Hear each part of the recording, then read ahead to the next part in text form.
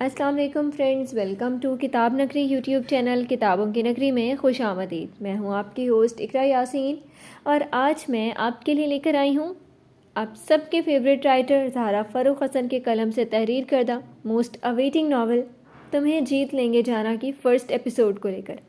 لیکن اس ایپیسوڈ کو سٹارٹ کرنے سے پہلے آپ کر لیجئے ہمارے چینل کو سبسکرائب، ویڈیو کو لائک اور کلک کر لیجئے بیل آئیکن کو۔ اب دیر کے بنا سٹارٹ کرتے ہیں آپ آج کی ایپیسوڈ۔ کیا کہوں تم سے میں کہ کیا ہے عشق، جان کا روگ ہے، بلا ہے عشق۔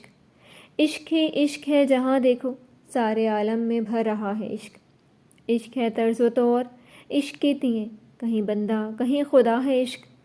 عشق معشوق، عشق عاشق ہے، یعنی اپنا ہی مبتلا ہے عشق۔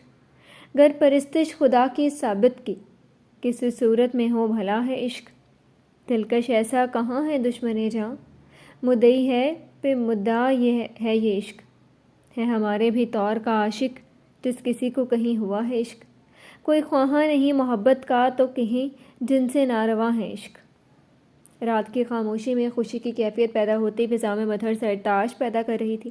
آسمان صاف تھا اور ہوائیں نرم، چاند کی ٹھنڈک بخشتی چاندنی سے درختوں کے پتے نہائے نہائے ہوئے جھوم رہے تھے خوشی کی سوغات پر، کھلکھلا رہے تھے اس گھڑی کی مبارکباد پر۔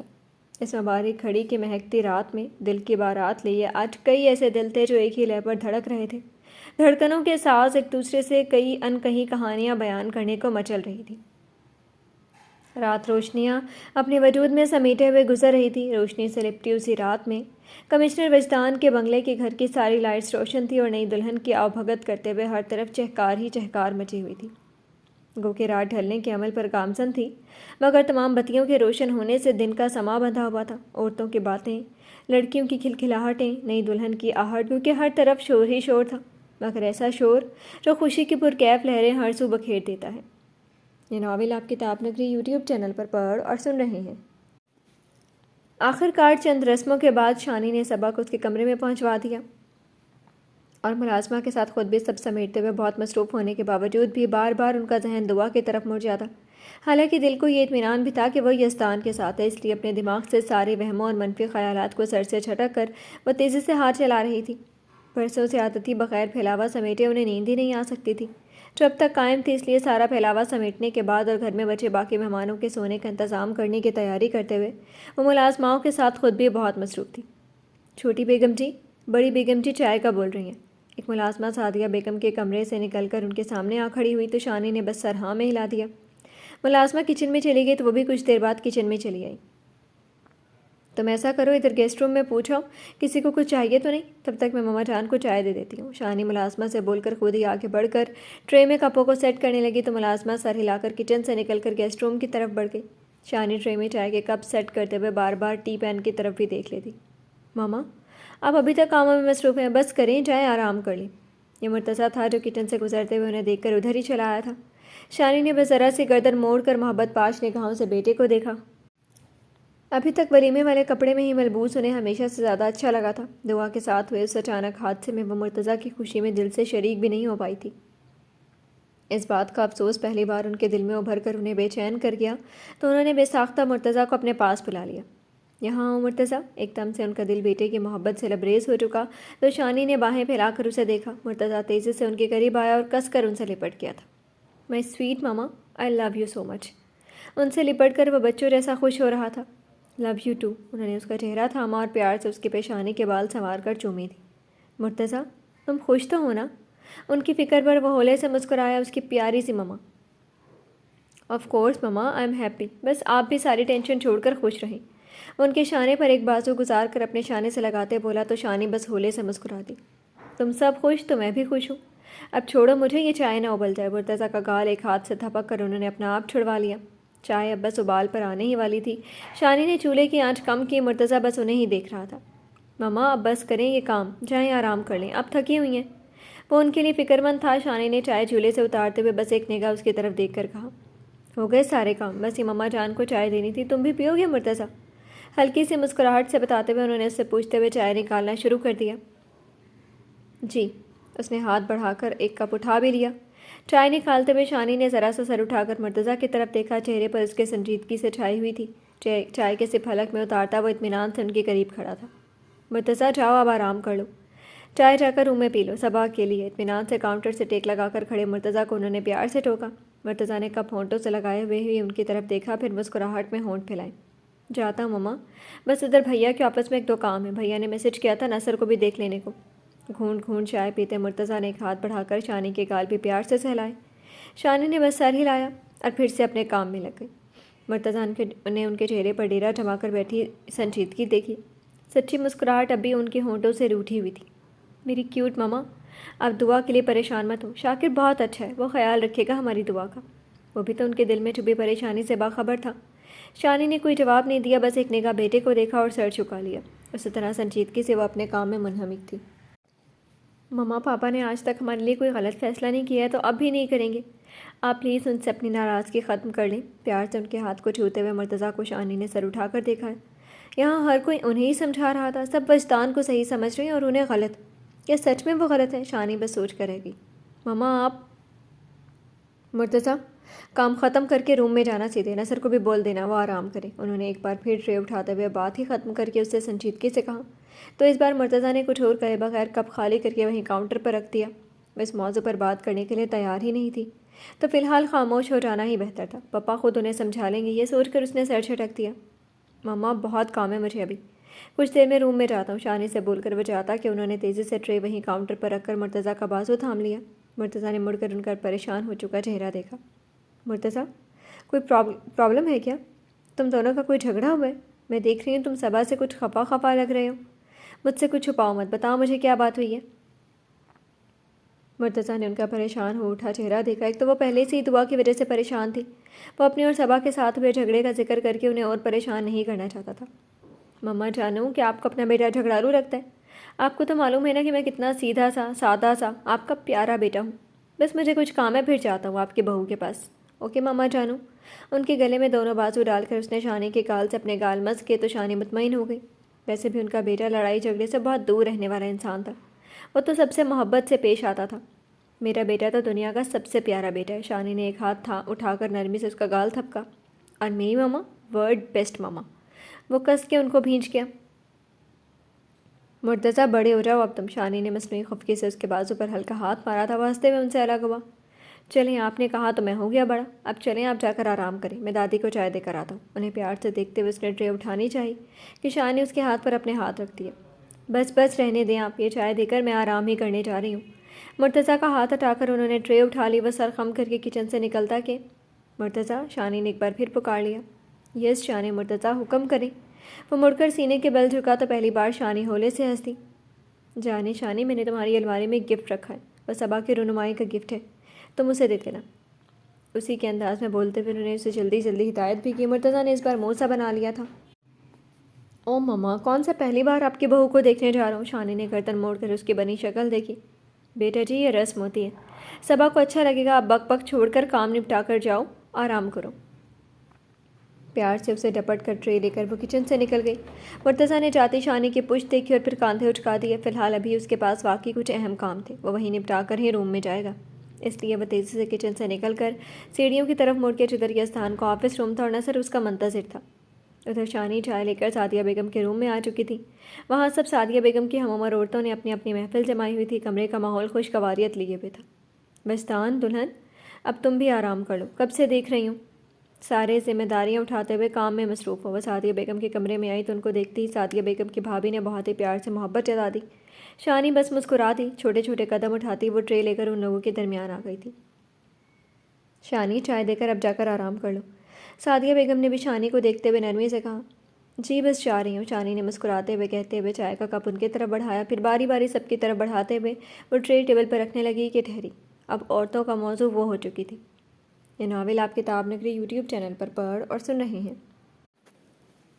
بڑی خوش قسمت ہو تم سعدیہ, جو ایسی بہو تمہیں ملی ہے. افشین نے تو ایک گلاس پانی بھی شاید تمہیں کبھی پوچھا ہوں. ان کی تعریف پر شانی نے گھبرا کر سعدیہ بیگم کی طرف دیکھا. یہ بار بار ان کا اور افشین کا موازنہ کہیں سعدیہ بیگم کا اچھا بھلا موڈ نہ خراب کرتی. افشین کو کام کی عادت ہی نہیں تھی, شانی تو عادی ہے. سعدیہ بیگم نے بس اتنا بول کر کپ اپنے ہونٹوں سے لگا لیا۔ شانی پہلے حیران ہوئی، پھر پرسکون ہو گئی۔ ان کے لیے اتنا ہی کافی تھا کہ وہ کم سے کم بھڑکی تو نہیں۔ انہوں نے تو شانی کو حیران کیا ہوا تھا اپنے بدلاؤ سے۔ اب تک وہ ان کے ساتھ مل کر بھرپور انداز میں سب سنبھالے ہوئے تھی۔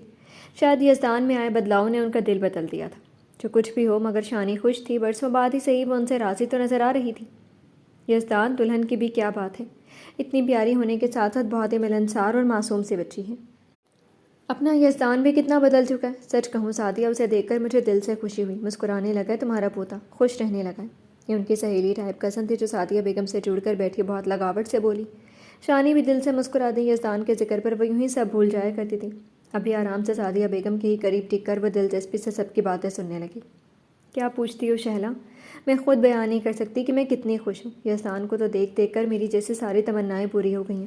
اب بس اس کی اولاد کو دیکھ لوں، پھر مجھے کوئی خواہش نہیں۔ چائے کا گھونٹ لیتے ہوئے سعدیہ بیگم کی آواز میں خوشی کی جھنکار اتر آئی۔ شانی نے دل ہی دل میں آمین کہا تھا۔ پھر کب سنا رہی ہے خوشخبری پر دادی بننے کی؟ یہ پوچھنا تھا کہ سعدیہ بیگم ذرا سا مرجھا گئیں۔ اب کیا بتائیں کہ پوتا ہی ان کی ساری خوشی میں رکاوٹ ہے۔ انشاءاللہ، بس تم سب دعا کرو۔ یزدان کا کیا، مرتضیٰ کی طرف سے بھی خوشخبری سن لوں، تبھی اب یہاں سے جاؤں گی۔ سعدیہ بیگم تو اپنے پسندیدہ موضوع پر خوشی سے چہک اٹھی تھی۔ شانی بس خاموشی سے مسکرا رہی تھی۔ مرتضیٰ کی بیوی بھی بڑی پیاری ہے، اور دعا والا تو بہت ہی اچھا، مگر بڑا خاموش خاموش لگ رہا تھا۔ ویسے تم لوگوں نے ہمارے سر ہی چکرا دیے، جب دلہا وہی تھا تو پھر اس شفیع کے بیٹے کا کیا چکر ہے؟ بات وہیں پہنچی جس بات کا مکمل جواب دینے کا شانی اور سعدیہ بیگم کو ڈر تھا۔ شانی نے بے ساختہ سعدیہ بیگم کی طرف دیکھا، لیکن وہ پرسکون سے نظر آ رہی تھی۔ ہاں بس وہ مہندی والے دن لیٹ آیا، تم لوگ تو جانتی ہی تھی کہ دلہا تو شاکر ہی ہے۔ وہ بڑے اطمینان سے چائے کا گھونٹ لے رہی تھی۔ شانی نے جھٹکے سے گردن موڑ کر ان کا چہرہ دیکھنے لگی۔ وہ کیا کہہ رہی تھی؟ ہاں، شادی کے کارڈ پر تو شاکر عباس سے لکھا ہوا تھا، بس مہندی والے دن ہم گڑبڑائے تھے، وہ بولی، اور شانی ایک بار پھر بری طرح چونکی اور وہ ایک دم سے اٹھی تھی۔ مما جان، میں چلتی ہوں اب۔ وہ بہت تیزی سے بول کر کمرے سے نکلی اور انہی تیز قدموں سے چلتے وہ اپنے کمرے تک پہنچ گئی۔ چلو دماغ میں ان کی الجھن ہی الجھن تھی، اور بہت کچھ چھپا کر کیے گئے کام کو لے کر وہ کھٹک چکی تھی۔ اپنے کمرے میں آ کر انہوں نے آہستہ سے دروازہ کھولا تو وجدان کمرے کے بیچوں بیچ ٹہلتے ہوئے کسی سے بات کر رہے تھے۔ انہیں دیکھا تو بس اتنا بولے، ایک منٹ رکو، میں بات کرتا ہوں۔ انہوں نے شانی کی طرف دیکھ کر بات کی، اور بہت تیزی سے وہ اپنے کپڑے لے کر واش روم میں گم ہو گئے۔ اب وہ اتنی پرائی ہوگی کہ وجدان ان سے بات بھی چھپانے کی کوشش کر رہے ہیں۔ شانی کا اداس سا بوجھل دل کچھ اور بھی اداس ہو گیا۔ انہوں نے اپنے شانے پر سے بھاری دوپٹہ اٹھا کر وہیں بیڈ پر پھینکا اور بہت تیزی سے وہ وجدان کی الماری تک آئی۔ انہوں نے الماری کھولی اور پھر وہ کچھ ڈھونڈنے کی کوشش کرتے ہوئے ان کی الماری کے ہر ایک ایک خانے کو دیکھ رہی تھی۔ ان کے ہر انداز میں بے چینی ہی بے چینی تھی۔ وہاں کیا ڈھونڈ رہی ہو تم؟ اپنے کام میں وہ اتنی بے دھیان ہوئی تھی کہ واش روم سے نکلتے وجدان کی آہٹ کی ان کو خبر بھی نہیں ہوئی۔ شانی کی انگلیاں ایک پل کو لرز سی گئیں۔ وجدان ایک دم ان کے پیچھے ہی تھے۔ کچھ نہیں، میرا سامان تھا کچھ ادھر۔ شانی نے ان کے ہینگ کیے ہوئے کپڑے ادھر ادھر کرتے ہوئے گھبرائی ہوئی آواز میں لاپرواہی سما کر گویا اپنے آپ کو مصروف سا دکھایا تھا۔ وجدان نے مسکراہٹ دباتے ہوئے ان کی کمر میں ایک ہاتھ ڈالا، اور شانی کے دور ہٹنے سے پہلے وہ انہیں اپنے قریب کھینچ چکے تھے۔ شانی کی پشت ان کے مضبوط سینے سے زور سے ٹکرائی، اور وجدان نے انہیں اپنی گرفت میں جکڑ لیا۔ میرے کپڑوں میں کب سے آپ اپنا سامان رکھنے لگی مسز؟ ہاتھ پیٹ پہ کسے اور انہوں نے ٹھوڑی شانی کے شانے پر رکھ دی۔ شانی نے آنکھیں بند کر کے کھولی۔ کام میں مصروف تھی تو دھیان نہیں تھا مجھے۔ اور پیچھے ہٹیں آپ۔ پل پر اپنے پیٹ پر کستے ہاتھ کو ہٹاتے ہوئے انہوں نے قدرے خفگی سے بولتے ہوئے صفائی بھی دی تھی۔ یہ کیوں نہیں کہتی تم میری جاسوسی کر رہی تھی؟ زیر لب مسکراتے ہوئے وجدان نے ان کی گردن میں اپنی ناک رکھ لی تھی۔ ہمیشہ کی طرح مسحور کن خوشبو نے ان کی سانسوں میں گھلتے ہوئے انہیں پگھلانے کا عمل شروع کر دیا تھا۔ مجھے کوئی ضرورت نہیں آپ کی جاسوسی کرنے کی، چھوڑیں مجھے آپ، شانی نے ناراض آواز میں کہتے ہوئے اپنا آپ ان کی گرفت سے چھڑوانا چاہا۔ تم اب جھوٹ بھی بولنے لگی ہو؟ وجدان نے یوں ہی ان کے گردن پر چہرہ رکھتے ہوئے اس بار حدت سے جو انہیں چھپا تو کوئی جھوٹ نہیں بولا میں نے، دور ہٹ کر بات کریں مجھ سے۔ تڑپ کر بولتے ہوئے شانی نے ان کی پسلی میں کوہنی بھی کس کر ماری تھی۔ وجدان پیچھے نہیں ہٹتے تو بڑی کراری چوٹ ان کی پسلی میں لگتی۔ اب تو مار دھاڑ پر بھی اتر آئی ہو۔ انہوں نے شانی کا دونوں شانے جکڑے اور گھما کر اپنے مقابل میں کھڑا کر دیا۔ شانی کے چہرے پر ناراضگی کے سارے رنگوں نے تو ان کی عاشقی میں گم دھڑکن میں قہر ڈھایا تھا، وہ تو ان کے دل پر سیدھے وار کرتی تھی۔ آپ اسی قابل ہیں کمشنر وجدان صاحب، ناراضگی کا بھرپور اظہار کرتے ہوئے اس بار اپنی سینڈل میں مقید پیر ان کے پیر پر زور سے دے مارا تھا۔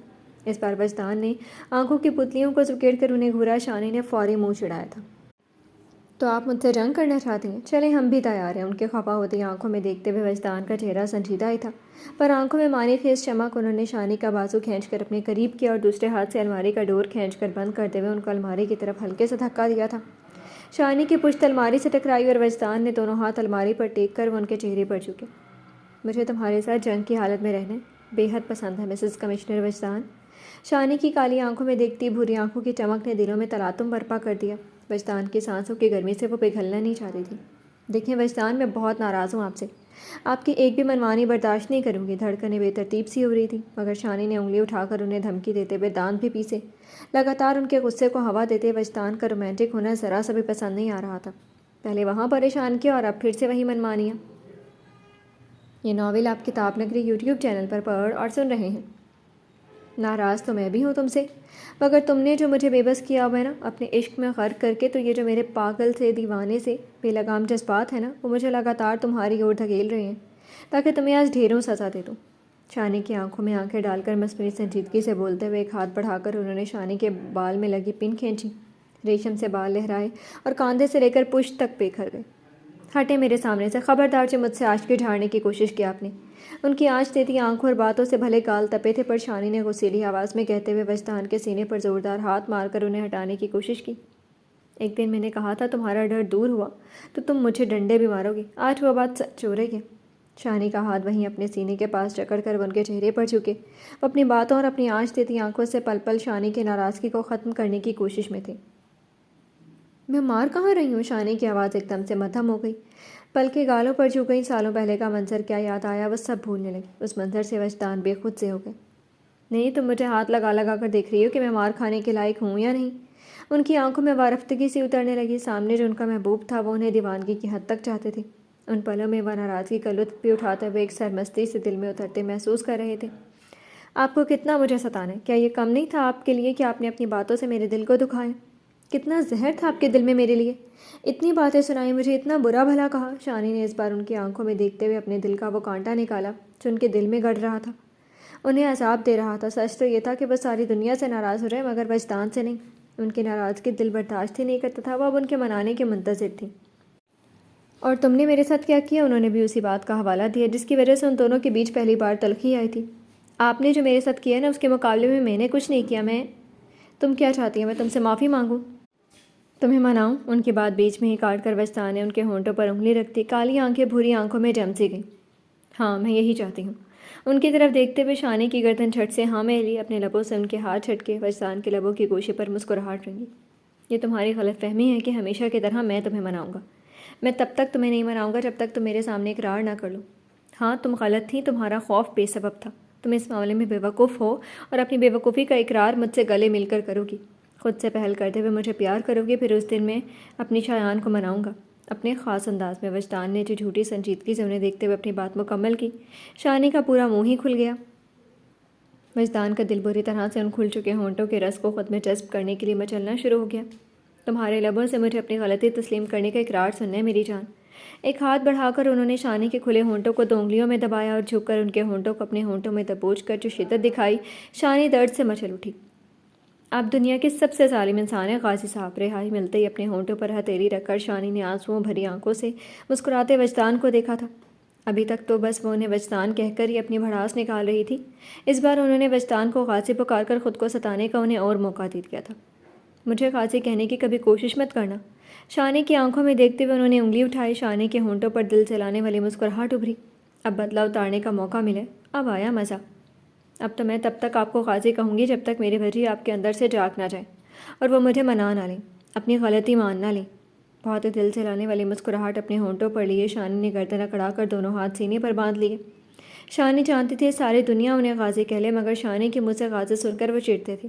وہ بھویں سکیڑ کر ان کی اکڑ اور اطراحٹ دیکھ رہے تھے۔ کہہ کر تو دکھاؤ، تمہیں تمہاری نانی نہ یاد دلوا دی تو میرا نام غازی نہیں۔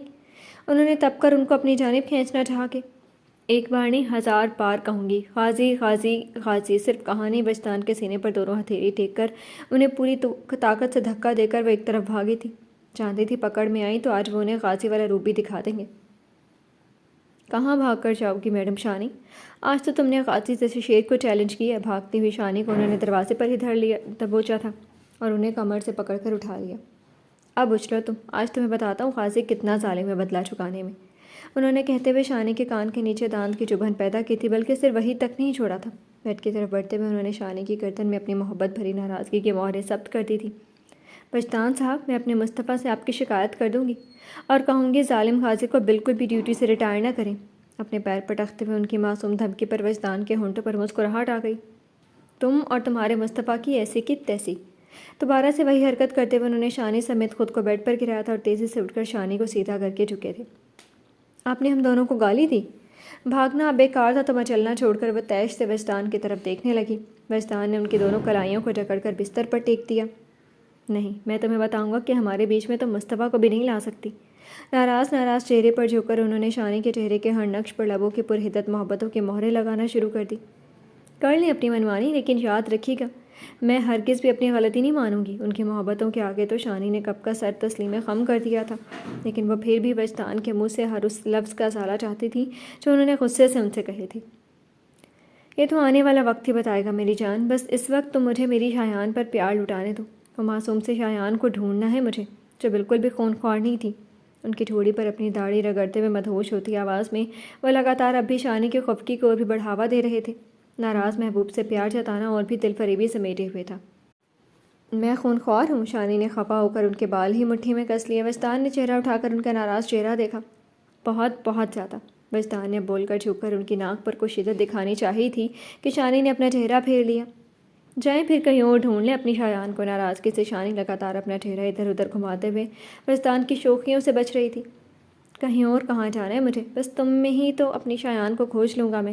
یہ جو مسحور کن خوشبو ہے، یہ وہ خوشبو ہے جس نے مجھے اپنے سحر میں گرفتار کیا ہوا ہے۔ یہ جو معصوم چہرہ ہے وہ میری کمزوری ہے۔ وجدان نے شانی کی گردن پر اپنا چہرہ رکھا اور گرم ہونٹوں کے ساتھ گہری سانس لی تھی۔ شانی کی سانسیں تیز ہوئی تھی۔ وجدان کے لبوں کی جنبش اپنی رگوں پر اترتا ہوا محسوس کرتے ہوئے ان کا سارا احتجاج کمزور ہوا جا رہا تھا۔ میرا وجود تمہارے وجود میں ہی کھویا ہوا ہے، تم میں تو شایان کو کیا، میں غازی کو بھی ڈھونڈ لوں گا۔ لمحہ بلمحہ ان کے لمس کی شدت اور اس میں بسی ہوئی حدت کو اپنے سارے وجود میں محسوس کرتے ہوئے انہوں نے شانی کے سارے احتجاج کو قبول کرتے ہوئے انہیں خود میں سمیٹ لیا تھا۔ محبت کے پنچھے مسکراتے ہوئے ان کی دیوانگی کو دیکھتے ہوئے اپنے پر پھیلا کر دور کہیں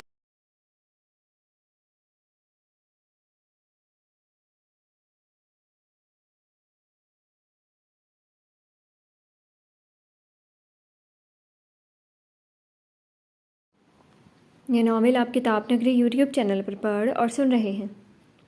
آہستہ آہستہ گزرتی رات میں وہ عجیب سی بے چینی اور بے اطمینانی کا شکار ہو رہی تھی۔ نگاہیں بار بار اپنے اطراف میں گھوم گھام کر دیوار پر لگی گھڑی پر جا رکتی اور پھر اپنے ہاتھوں کو مسلتے ہوئے وہ اپنی بے چینی کو کم کرنے لگی تھی۔ آخر میں کیوں اس کے منتظر ہوں؟ دیکھ تو لیا اس نے مجھے، میں چینج کیوں نہیں کر لیتی؟ بار بار پہلو بدلتی تو پہاڑی لباس کی سرسراہٹ اور ہاتھوں میں پہنی چوڑیوں اور کنگن کا مدھر سا شور کمرے کی فضاؤں میں اور بھی رنگینی کھول دیتا۔ صبا نے ایک بار پھر اپنے اطراف میں چاروں طرف نگاہ دوڑائی۔ چند دن پہلے اور اب اس کمرے کی ہر شے ہی بدل گئی تھی۔ نئے ریشمی پردے، لائٹنگ، کینڈلز اور ڈھیروں پھولوں سے مہکتا ہوا یہ کمرہ نئے شادی شدہ جوڑے کا روم ہونے کی ترجمان تھا، نئے ارمانوں کا نمونہ پیش کر رہا تھا۔ صبا نے سب طرف نگاہ دوڑاتے ہوئے ایک بار پھر گھڑی کی طرف دیکھا۔ وہ جانتی تھی مرتضیٰ اس سے ناراض ہیں، اس لیے وہ جان بوجھ کر کمرے میں نہیں آ رہا، اور صبا اب اپنی بے وقوفی پر شرمندہ سی تھی۔ غلط تو اس نے مرتضیٰ کے ساتھ کیا تھا، وہ کیوں اس پر شک کر گئی تھی، جبکہ اس نے تو دعویٰ کیا تھا اس سے زیادہ مرتضیٰ کو کوئی اور نہیں جانتا تھا۔ پھر یہ غلط فہمی اس کے دل میں پلی تو کیسے پلی؟ شاید انسان کو محبت تنگ دل بنا دیتی ہے۔ وہ مرتضیٰ سے اتنی زیادہ محبت کرتی ہے کہ کوئی اس کے مرتضیٰ کی محبت کا دم بھرے، اسے اپنی نگاہوں میں رکھے، وہ برداشت نہیں کر سکی تھی، اور اس کے نتیجے میں وہ مرتضیٰ پر اپنی تلخی انڈیل گئی تھی۔ اس نے سرد آہ بھری اور ہاتھ بڑھا کر اس نے اپنا موبائل اٹھایا۔ کل جو اریبہ اور مرتضیٰ کے فوٹوز دیکھ کر اس نے مرتضیٰ پر شک کر لیا تھا، آج یزدان نے اس کی ساری غلط فہمی دور کر دی تھی۔ نہ صرف اس فوٹوز کی اصلیت اسے بتائی تھی، بلکہ ان فوٹوز کا پس منظر بھی اسے دکھا دیا تھا، کیسے اریبہ نے کن حالات میں اور کس طریقے سے وہ فوٹوز لی تھی۔ صبا یزدان کے سامنے شرم سے پانی پانی ہو گئی تھی۔ کتنی بے وقوف نکلی تھی وہ، جی بھر کر وہ یزدان سے شرمندہ ہوئی تھی، پر بجائے غصہ ہونے کے بڑے بھائیوں کی طرح یزدان نے اسے کتنے پیار سے سمجھایا تھا۔ صبا کو اب بھی اس کا حرف حرف یاد تھا جو ہوٹل جانے سے پہلے یزدان نے تنہائی میں اس سے کہے تھے۔ صبا، محبت کی شادی کی بنیاد اعتبار ہوتی ہے۔ ہم جس سے محبت کرتے ہیں سب سے پہلے اسے اعتبار کے قابل ہی سمجھ لیتے ہیں اور اپنے دل میں اس کی ہر خوبی اور خامی سمیت بسا لیتے ہیں۔ اعتبار کی پہلی سیڑھی ہی محبت کی منزل تک پہنچتی ہے۔ وہ آہستہ آہستہ اسے بہت پیار سے سمجھا رہا تھا، اور صبا یزدان کے چہرے کو دیکھتے ہوئے اس کا حرف حرف اپنے دل میں اتار رہی تھی۔ ہم سب پرفیکٹ نہیں ہیں صبا، شادی سے پہلے سب کچھ اچھا لگتا ہے، سب کچھ نیا نیا سا احساس ہمیں کچھ تلخیوں کو بھلائے رکھتا ہے، لیکن جب ہم شادی کر لیتے ہیں تو ہم سب کے اندر جو کچھ نقائص ہوتے ہیں، جب تک ہم ایک دوسرے سے دور رہتے ہیں یہ نقائص نہیں دیکھ پاتے۔ شادی ہونے کے بعد جیسے ہی ازدواجی زندگی شروع ہوتی ہے، رفتہ رفتہ عیوب ظاہر ہونے لگتے ہیں، اعتبار اور محبت کا جوش کم ہونے لگتا ہے۔ تو کیا اب ہمیں ناخوش ہونا چاہیے؟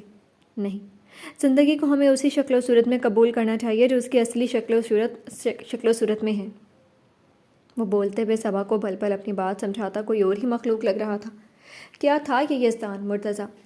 ہر رشتے میں وہ کتنا خالص تھا۔ وہ کہتے ہیں نا، اللہ کسی کسی کو سخت آزمائش کے بعد اپنے لیے چن لیتا ہے، ان کے دل اتنے روشن کر دیتا ہے کہ پھر کوئی برائی ان کو چھو بھی نہیں سکتی ہے۔ یزدان بھی انہی لوگوں میں سے ایک تھا۔ صبا، ہم ہر انسان کو بدل نہیں سکتے، البتہ کچھ اپنے سے جڑے لوگوں کے کچھ عیوب و نقائص ایسے ہوتے ہیں جنہیں دور کیا جا سکتا ہے تو انہیں دور کر لینا چاہیے، لیکن کچھ نقائص ایسے ہوتے ہیں جنہیں دور نہیں کیا جا سکتا تو انہیں برداشت کر لینا چاہیے۔ وہ ذرا سا مسکرایا۔ میرا ان سب باتوں کا مقصد صرف یہ ہے کہ تم کچھ نقص مرتضیٰ میں بھی ہیں، کچھ تم میں بھی ہیں، بلکہ ہم سب میں ہیں۔ خود میری مثال لے لو۔ انم کو میری کچھ عادتوں کو ناپسند ہونے کے باوجود بھی برداشت کرنا پڑتا ہے کیونکہ وہ مجھ سے بے تحاشا محبت کرتی ہے۔ وہ بولتے ہوئے دھیمے سے مسکرایا تھا۔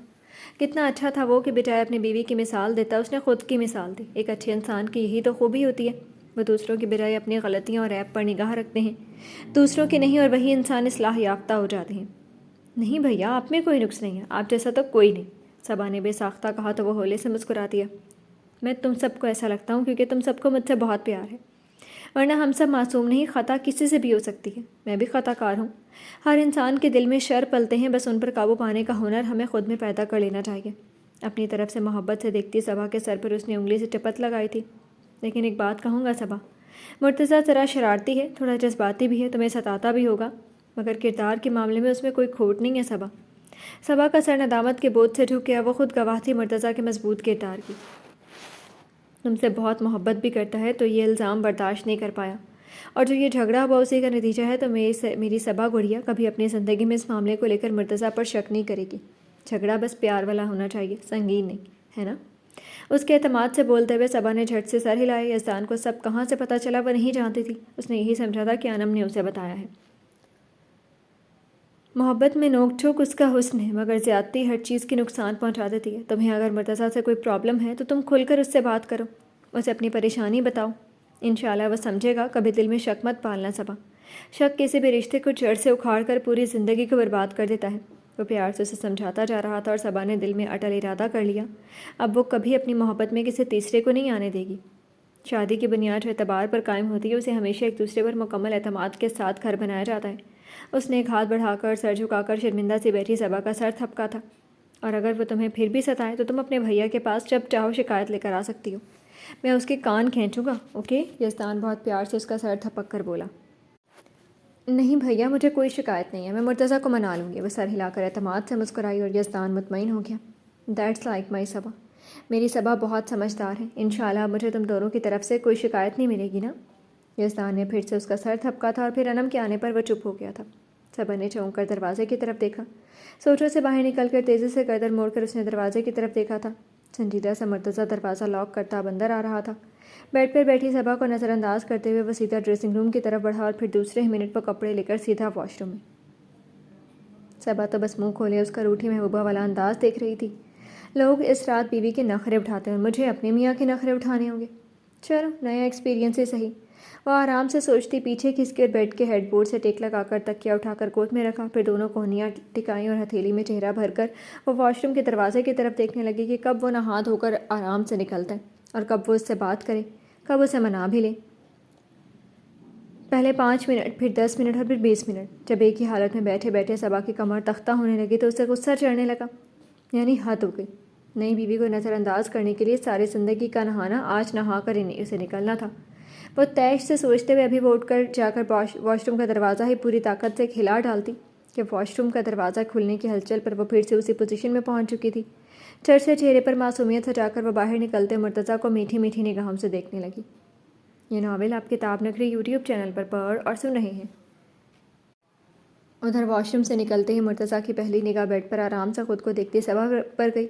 چشمش کا دلہن کے روپ کا جلوہ سب سے جدا تھا، اور اس پر سے وہ میٹھی نگاہوں کا زہر سیدھے دل میں اتر کر اسے گھائل ہی کر دیتا۔ اگر وہ نگاہ نہیں ہٹا لیتا تو اس کا دل تو چاروں خانے اسے چت کر دیتا۔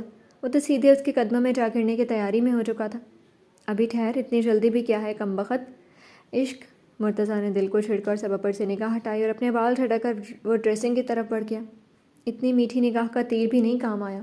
صبا نے جل کر سوچا اور اس کے بعد بس اس کی پشت کو گھو رہی تھی جس کے بال ہی سنور نہیں رہے تھے۔ خوب جما جما کر بال بناتا اس کا ہیرو۔ ایک تو ان سب بہن بھائیوں کے بال کتنے پیارے ہیں۔ مرتضیٰ کے بالوں کو دیکھتے ہوئے وہ سوچ بیٹھی، خود اس کے بال بھی بہت اچھے تھے، کالے گھنے، کمر سے نیچے تک جاتے، مگر اسے اس وقت مرتضیٰ کے بالوں کو دیکھتے ہوئے رشک سا آیا تھا۔ ان کے بال کی سب سے خوبصورت بات ان کا منفرد سا کلر ہونا تھا۔ انو یوں ہی تو بھیا کے بال پر فدا نہیں تھی۔ اللہ جانے ان کی اماؤں نے کیا کھا کر پیدا کیے۔ میں بھی خالہ سے پوچھوں گی تاکہ میرے بچوں کے بال۔ یا اللہ، کہاں ابھی تک ساجن سے اتنی لڑائی تھی کہ قریب ہی نہیں جانا چاہتی تھی، اور کہاں اب بچے۔ صبا نے دل میں ہی ہنستے ہوئے اپنی چوڑیوں کو چھوتے ہوئے کسی مہکتے ہوئے خیالات میں کھو کر آس پاس کی سدھ گنوا دی۔ مرتضیٰ شانی کا دیا گفٹ نکال کر ادھر آیا تو وہ خیالوں ہی خیالوں میں کہیں اور پہنچی ہوئی تھی۔ بیڈ تک آتے آتے اس نے ایک پل کو بھی صبا سے نگاہ نہیں ہٹائی تھی۔ فل میک اپ، بھاری جوڑے اور جیولری میں وہ اس کے دھڑکنوں میں تلاطم برپا کر رہی تھی۔ وہ اتنی حسین لگ رہی تھی کہ مرتضیٰ کا دل شدت سے اس سے بغاوت پر اتر آیا تھا، مگر ابھی کہاں وہ دل کی مان سکتا ہے۔ پہلے صبا کے منانے کا مزہ تو چکھ لے۔ یہ سوچ کر وہ مسکرایا اور پھر سنجیدگی چہرے پر طاری کر کے زور سے کھنکارا تھا۔ صبا اپنے خیالوں کی دنیا سے چونک کر نکل آئی۔ روٹھا محبوب قریب کھڑا تھا۔ یہ گفٹ ماما نے دیا ہے تمہارے لیے، دیکھ لینا۔ ذرا سا خام ہو کر اس نے صبا کے قریب وہ تحفہ رکھا اور گھوم کر اپنی جگہ کی طرف چلا گیا۔ صبا نے گفٹ کی طرف دیکھا اور پھر مرتضیٰ کی طرف۔ یہ گفٹ تو وہ شانی کو اپنی الماری میں رکھتے دیکھ چکی تھی۔ اگر مرتضیٰ اس سے کہتا وہ لایا ہے تو وہ چپ رہتی، مگر دل میں برا ضرور مانتی، لیکن اب جو اس نے سچ بولا، صبا گفٹ اٹھاتے ہوئے ہولے سے مسکراتی۔ میڈم ذرا پرے کھسکے، مجھے بھی سونا ہے۔ آپ بھلے ساری رات شرما شرما کر ہنستے رہنا پاگلوں کی طرح۔ آخری دو لفظ اس نے بہت آہستہ سے کہے تھے تاکہ وہ سن نہ لے۔ اتنے نایاب خطاب پر وہ گلا ہی دبوچ سکتی تھی۔ اور صبا نے ہونکوں کی طرح منہ اٹھا کر مرتضیٰ کا سنجیدہ سا چہرہ دیکھا۔ تم سونے جا رہے ہو؟ بڑی معصومیت سے پوچھ بھی لیا تھا۔ مرتضیٰ نے آنکھیں سکیڑ کر اس کا بدلا ہوا انداز دیکھا۔ تو اور کیا کروں، جب سے رخصتی ہوئی ہے یہی تو کر رہا ہوں۔ اس کی گود سے تکیہ کھینچ کر اس نے بیڈ کے کونے میں رکھا اور سونے کی تیاری شروع کر دی، مگر دل میں اس کی شکل دیکھ دیکھ کر پھلجھڑی سی چھوٹ رہی تھی جو پریشان سی ہو رہی تھی۔ صبا نے ہاتھ میں لیا تحفہ سائڈ پر رکھ دیا اور پھر سے مرتضیٰ کی طرف دیکھا۔ مرتضیٰ، تم سچ مچ سونے جا رہے ہو؟ اپنے ہاتھوں کو مسلتے ہوئے وہ الجھن میں تھی کہ اس سے بات کی شروعات کیسے کرے۔ اب اتنی بے شرم بھی نہیں تھی منانے کے لیے ہیروئن والی ادا دکھائے، خود ہی آگے بڑھ کر پہل کرے، سیدھے گلے سے لپٹ جائے۔ جھجک اور شرم نے پاؤں میں بیڑیاں باندھتی تھیں۔ تو اور کیا بھنگڑا کروں؟ سر تکیے پر پٹکتے ہوئے وہ رکھائی سے بولا۔ آتا ہے تمہیں بھنگڑا کرنا؟ صبا کو تو آگ ہی لگ گئی اس کے روکھے لہجے پر۔ وہ پیار سے بول رہی ہے اور وہ مرچی بنا ہوا ہے۔ اس کے اتنے منہ بنا کر کہنے پر جو تکیہ اس نے کھینچا تھا وہی تکیہ دوبارہ کھینچ کر اپنی گود میں رکھ کر وہ پوری طرح سے اس سے لڑنے کے لیے تیار ہو چکی تھی۔ مرتضیٰ نے کروٹ بدل کر کوہنی بستر پر رکھی۔ مجھے کراٹے آتے ہیں، وہ کر کے دکھاؤں؟ صبا کو اپنی نگاہوں میں رکھتے ہوئے وہ اب بھی سنجیدہ تھا۔ ہاں کرو نا، مجھے بڑا شوق ہے سیکھنے کا، تم مجھے بھی سکھا دینا۔ معصومیت سے پلکیں پٹ پٹاتے ہوئے وہ پرشوق نگاہوں سے مرتضیٰ کی طرف دیکھ رہی تھی۔ زیادہ پلکیں مت پٹ پٹاؤ ورنہ نقلی پلکیں گر جائیں گی۔ کیا تھا یہ لمبی زبان والا، اس کا بہت خوبصورت سا دلہا۔ صبا کا منہ پھر سے کھل گیا۔ ہائے، تمہیں کیسے پتہ چلا؟ ایسے حیران ہوئی کہ مرتضیٰ نے بمشکل اپنی ہنسی دبائی۔ پتہ چلنے کی کیا ضرورت ہے، سب ظاہر ہے۔ کاندھے جھٹک کر بے نیازی کی کیا ایکٹنگ کی تھی، ورنہ وہ اس کے چہرے پر تو فدا ہوا جا رہا تھا۔ مرتضیٰ، میں اچھی نہیں لگ رہی ہوں؟ اس بار اس کی معصومیت پر اتنے دکھ بھرے انداز میں پوچھنے پر مرتضیٰ کا دل بالکل بھی دل نہیں کیا کہ وہ اسے ستائے۔ فطرتاً وہ ایک بہت ہی ہمدرد دل رکھتا تھا، اپنی دلہن کا دل کیسے توڑ سکتا تھا؟ نہیں، بہت اچھی لگ رہی ہو، سب نکلی ہی صحیح مگر پھر بھی بہت اچھی لگ رہی ہو۔ خود بخود آواز نرم ہو گئی۔ صبا کے دل کی کلی کھل گئی، مگر یہ نکلی کہنا پسند نہیں آیا۔ بس یہ آئی لیش اور لینس ہی لگائیں، باقی سب تو میرا اپنا اصلی ہے۔ ایسے تعریف کرتے ہیں اپنی دلہن کی؟ ہائے رے، یہ روٹھا روٹھا معصوم انداز۔ مرتضیٰ نے بمشکل دل کو قدموں تلے گرنے سے بچایا تھا۔ اس سے نگاہ ہٹا کر اس نے صبا کی گود سے تکیہ کھینچا اور سیدھا سیدھا بیڈ پر لیٹ گیا۔ کس بات کی تعریف کروں میڈم؟ یہ جو کلو کے حساب سے میک اپ تھوپا ہوا ہے اس کی، یا یہ نکلی پلکیں لگائی ہیں اس کی، یا ادھار کے اس لینس کی؟ چھت کی طرف دیکھتے ہوئے پیر پر پیر رکھ کر بھی جھلائے۔ صبا کو ایسے جملوں پر رونا آنے لگا۔ اتنی محنت طلب مطلب پالو والے کی ہی محنت ہی صحیح، سب برباد کر ڈالی کمبخت نے۔ جاؤ مرو تم اس لائق ہی نہیں ہو کہ میں تم سے معافی مانگوں۔ وہ ایک دم سے روحانسی ہو کر اٹھنے ہی لگی کہ مرتضیٰ نے اس کا ہاتھ تھام لیا۔ صبا نے اس کا چہرہ دیکھا۔ تم مجھ سے لاکھ چھپا لو مگر میں جانتا ہوں تم مجھ سے کیا کہنا چاہتی ہو۔ ہونٹوں پر مسکراہٹ اور سنہری بھوری آنکھوں میں ڈھیروں چمک۔ وہ تھم سی گئی۔ کیا کہنا چاہتی ہوں؟ صبا یک تک اسے دیکھنے لگی جس کے چہرے کی چمک نے اس کی نگاہوں کو جکڑ لیا۔ یہی کہ مرتضیٰ، میں بچوں کے لیے بھی تیار نہیں ہوں، کم سے کم مجھے ایگزامس دینے دو، سہاگ رات منانے کے لیے کچھ وہ مسکراہٹ اور معنی کے ادھورے جملے صبا کے کان تک سرخ نہیں ہوئے بلکہ دھوئیں سے گرمی نکلتی صاف محسوس ہوئی تھی۔ مرتضیٰ، اس نے اسے گھورنا چاہا مگر یہ بے تحاشا شرم کا احساس تھا کہ زبان گنگ ہو گئی اور نگاہیں جھکتی ہی چلی گئیں۔ شرم کے بے تحاشا سرخی سے دہک اٹھے چہرے نے مرتضیٰ کی ساری ناراضگی دھوئیں میں محلول کر دی۔ اس نے صبا کی کلائی کو ہلکا سا جھٹکا دیا تھا۔ وہ لچکیلی شاخ کی طرح اس کے سینے پر گری تھی۔ لباس کی سرسراہٹ سے لے کر چوڑیوں کنگن کے شور نے ایک مدہوشی سے دونوں پر طاری کر دی تھی۔ یہ دل تو پہلے ہی سے تمہاری چشمے والی آنکھوں کا غلام تھا، نکلی پلکیں لگا کر کیا مجھے لوٹ ہی لینا تھا؟ وہ اور اس کی انوکھی تعریفیں صبا نے پلکیں اٹھائی اور ایک تگڑا سا ہاتھ مار کر وہ اس کے سینے پر سر رکھ گئی۔ مرتضیٰ، آئی ایم سوری، میں نے وہ سب بیوقوفی میں بس تم سے کہا تھا، بس مجھے غصہ آ گیا تھا، پلیز معاف کر دو مجھے۔ اس کے سینے پر سر رکھے وہ اپنی غلطی کا اعتراف کر رہی تھی۔ مرتضیٰ اسے اپنی باہوں میں لیے ہوئے اٹھ کر بیٹھ گیا۔ آئی نو کہ میری سبھی کتنی بھولی بھالی سی ہے، بیوقوف کہنے سے اس نے پرہیز ہی کیا تھا۔ اب وہ ایسا بیوقوف نہیں تھا کہ جب وہ ناراضگی بھلا کر مانتی نظر آ رہی تھی آج کی رات پھر سے لڑائی کی نظر کر دے۔ مرتضیٰ، تم نے مجھے معاف کر دیا ہے نا؟ اس کی آنکھوں میں دیکھتے ہوئے اب بھی شرمندہ سی نظر آ رہی تھی۔ مرتضیٰ نے مسکرا کر اس کا چہرہ اپنی ہتھیلیوں میں بھرا۔ تبھی معاف کر دیا جب تم اسٹیج پر مجھے میٹھی میٹھی نگاہوں سے دیکھ رہی تھی۔ آنکھوں میں جھانکتے ہوئے وہ شریر ہوا۔ یہ ناول آپ کتاب نگری یوٹیوب چینل پر پڑھ اور سن رہے ہیں۔ کوئی نہیں دیکھ رہی تھی میٹھی نگاہوں سے، میں تو اپنے بھائی کو دیکھ رہی تھی۔ ہائے مرتضیٰ، اپنی ناراضگی میں نے تم سے اپنی خوشی بھی شیئر نہیں کی۔ اس کی بات کی نفی کرتے ہوئے اسے بھائی والی خوشی بھی یاد آ گئی اور مرتضیٰ اس کے چہرے پر چھائی مسرت کی چمک سے بس اسے دیکھتا جا رہا تھا۔ سبی، آئی لو یو، ایک دم سے کہتے ہوئے اس نے چہرہ بڑھا کر اس کے مسکراتے لبوں کا بوسہ لیا تھا۔ صبا پوری طرح سے سٹپٹا کر خود میں سمٹی تھی۔ رات کا فسوں اور کمرے کا ماحول اور اپنا دلہن بننے کا خیال اسے شرما کر سمٹنے پر مجبور کر گیا تھا۔ تو اب ناراضگی ختم نا؟ صبا کے چہرے پر ایک انگلی رکھتے ہوئے مرتضیٰ کی آنکھوں میں جذبے مچلنے لگے تھے۔ آواز بوجھل سی ہوئی تھی۔ میں کہاں ناراض تھے، تم ہی لڑ رہے تھے۔ وہ اب قطعی اس سے نگاہ نہیں ملا رہی تھی۔ ہاتھوں کو آپس میں جکڑتے ہوئے وہ اپنی انگلیوں کی لرزش مرتضیٰ سے چھپا لینا چاہتی تھی۔ ایک تو کم بخت دل بھی عجیب طرح سے 100 میل کی رفتار میں دوڑنے لگا تھا۔ میں لڑ رہا تھا؟ اس کی پل پل بدلتی حالت سے وہ بے خبر تو نہیں تھا۔ ایک ہاتھ بڑھا کر اس نے صبا کے ہاتھوں کو اپنے ہاتھوں میں دبوچ لیا۔ ہاں، اپنے ہاتھ چھڑوانے کی کوشش کرتے ہوئے وہ پیچھے کی طرف کس کی۔ اوکے، تو پھر یوں ہی صحیح، ہم اب اصلی والی لڑائی شروع کرتے ہیں۔ اس کے ہاتھوں پر اپنی انگلیاں پھیرتے ہوئے مرتضیٰ نے صبا کی آنکھوں میں دیکھا۔ ان آنکھوں میں چھاتی سرمست سی کیفیت سے وہ اچھی خاصی نروس ہونے لگی تھی۔ مجھے چینج کرنا ہے، نگاہیں چراتے ہوئے اس نے اپنا ہاتھ مرتضیٰ کے ہاتھ سے کھینچنا چاہا۔ مرتضیٰ نے گرفت سخت کر دی۔ میں ہوں نہ جانے من، پوری ہیلپ کر دوں گا، جیولری سے لے کر ڈریس تک۔ صرف آنکھ مار کر کہا نہیں تھا، اس نے صبا کی کلائی سے چوڑیاں اتارنی شروع کر دی تھی۔ صبا کا حلق سوکھنے لگا۔ میں کر لوں گی، اپنا ہاتھ کھینچنے کی کوشش کرتی بہت ہلکی آواز میں منمنائی۔ میں اگر کر دوں تو کیا کوئی اعتراض؟ مرتضیٰ نے سر اٹھا کر ایک ہاتھ بڑھایا تھا اور صبا کے گال پر اپنی انگلی پھیری تھی۔ وہ کیا بولتے ہوئے اس نگاہیں جھکائے اپنی اندرونی کیفیت پر قابو پانے کی کوشش کر رہی تھی۔ ہتھیلیاں پل پل بھیگی جا رہی تھی۔ مرتضیٰ نے ایک ایک کر کے اس کے دونوں ہاتھوں سے چوڑیاں اور کنگن اتار کر سائڈ ٹیبل پر ڈھیر کر دیا تھا اور پھر صبا کی ہتھیلی کھول کر مہندی کا سرخ رنگ دیکھا۔ ہتھیلیوں کے بھیگے پن سے ان کا دلنشیں مہک مرتضیٰ کی سانسوں میں سما کر اسے اور بھی مدہوش کر رہی تھی۔ ایک ایسا نشہ آور احساس تھا جو سر چڑھ کر بولتا ہے۔ مرتضیٰ نے اس کا ہاتھ پھیلایا اور جھک کر اس کی ہتھیلی میں جو اپنے لب رکھے، صبا کو کرنٹ سا لگا تھا۔ میں کچھ مت کہنا۔ مرتضیٰ نے چہرہ اٹھایا اور اس کے ہونٹوں پر ایک انگلی رکھ دی۔ بے وجہ باتوں کی اب یہاں کوئی ضرورت نہیں ہے، یہ پل صرف محبت ہی محبت۔ صبا کی ساری جان اس کے لبوں پر سمٹ آئی تھی۔ آنکھیں کس کر بند کرتے ہوئے وہ مرتضیٰ کو اپنی نتھ اتارتے ہوئے محسوس کرتے ہوئے سارے وجود میں جھرجھری سی اترتی محسوس کر رہی تھی۔ تمہاری طلب تو اب میری جان کو لگ چکی ہے۔ وہ اجل سی آواز اس کے ہونٹوں کے قریب آئی اور صبا نے اور بھی کس کر اپنی آنکھیں میچ لیں۔ مرتضیٰ کے انگارہ بنے ہونٹ اپنے گالوں سے لے کر کان تک سرسراتے ہوئے ٹھہرے۔ دور رہ کر نہ کرو بات، قریب آ جاؤ، یاد رہ جائے کہ یہ رات، قریب آ جاؤ۔ ایک مدت سے تمنا تھی تمہیں چھونے کی، آج بس میں نہیں جذبات، قریب آ جاؤ۔ سرد جھونکوں سے بھڑکتے ہیں بدن میں شعلے، جان لے لے گی یہ برسات، قریب آ جاؤ۔ اس قدر ہم سے جھجکنے کی ضرورت کیا ہے، زندگی بھر کا ہے اب ساتھ، قریب آ جاؤ۔ اس کے کان میں رس کھولتی آواز میں ایک جادو تھا جو صبا کے کانوں سے اترتا دل کی گہرائیوں تک پہنچتا اسے مرتضیٰ کی طرف دھکیل رہا تھا۔ اس کے کانوں سے ایئر رنگ الگ کرتے ہوئے اس کی خوبصورت آواز اب بھی اس کے کانوں میں عشق کا ساز گھول رہی تھی۔ یہ رات آج اس طرح بیت جائے کہ پھر کوئی خواہش میرے دل میں نہیں بچے۔ اس کے وجود سے بھاری دوپٹہ الگ کرتے ہوئے وہ اس قدر مدہوش سا ہو رہا تھا کہ عشق کی پکار کرتی دھڑکنیں صبا کی دھڑکنوں سے گزر رہی تھی۔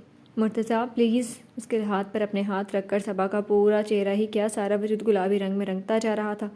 ایسی قربتیں تو وہ شرم سے مری ہی جا رہی تھی۔ اب اور کچھ نہیں، وہ مخمور سی ہنسی ہنسا اور اس نے صبا کے لبوں پر اپنے ہونٹوں کی مہر لگا کر پوری شدت سے اپنی سانسوں سے اس کی سانسیں جوڑ لی۔ اپنے لبوں سے لے کر ہاتھوں تک وہ قہر آزادی دے چکا تھا۔ یہ رات اب کسی احتجاج کی تھی بھی نہیں۔ وہ آخر اس کی ہر گستاخی پر اپنا آپ ہارتی چلی گئی۔ کمرے میں موجود شبنم سے دھلے پھولوں نے شدت سے یہ خواہش کی تھی آج کی یہ رات ایسے ہی گزر جاتی، ایسے ہی سرمست، ایسے ہی مدہوشی، تاکہ صبح تک وہ بے رس بھی ہو جائے، تو پھولوں کی خوشبوئیں رات کی ساری دل فریبی اپنے اندر سمیٹ کر ہمیشہ تر و تازہ محبت کی خوشبو کی طرح مہکتی رہیں۔ یہ ناول آپ کتاب نگری یوٹیوب چینل پر پڑھ اور سن رہے ہیں۔ تم اپنا رنج و غم، اپنی پریشانی مجھے دے دو، تمہیں غم کی قسم، اس دل کی ویرانی مجھے دے دو۔ یہ مانا میں کسی قابل نہیں ہوں ان نگاہوں میں، برا کیا ہے اگر یہ دکھ، یہ حیرانی مجھے دے دو۔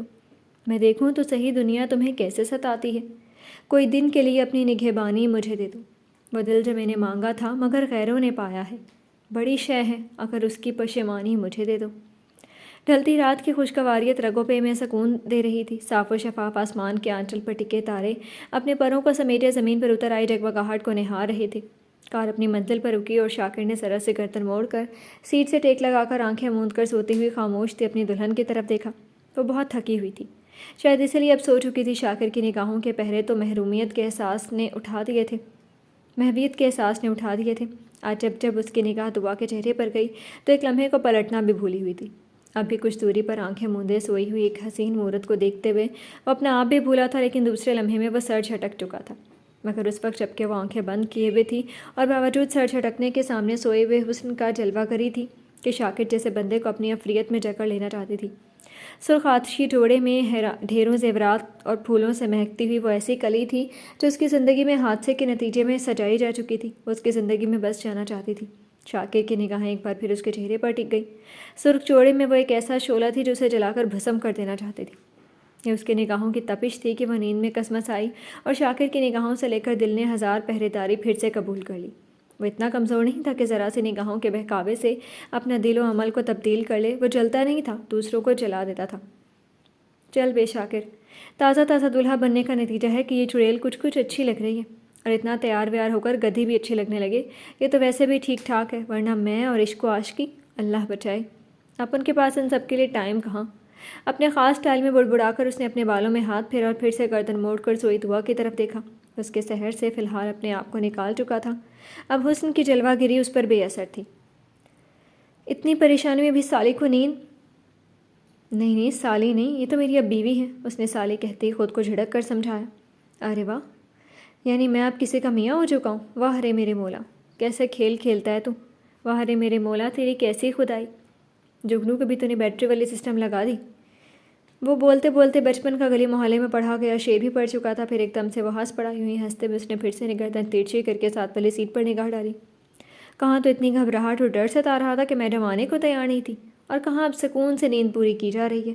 وہ اچھی خاصی آواز میں بڑبڑایا اور دعا جو تھک کر ہلکی سی غنودگی میں گئی تھی بیدار ہونے لگی۔ اس کے وجود میں جنبش ہوئی تھی۔ میڈم دعا جی، گھر آ گیا آپ کا۔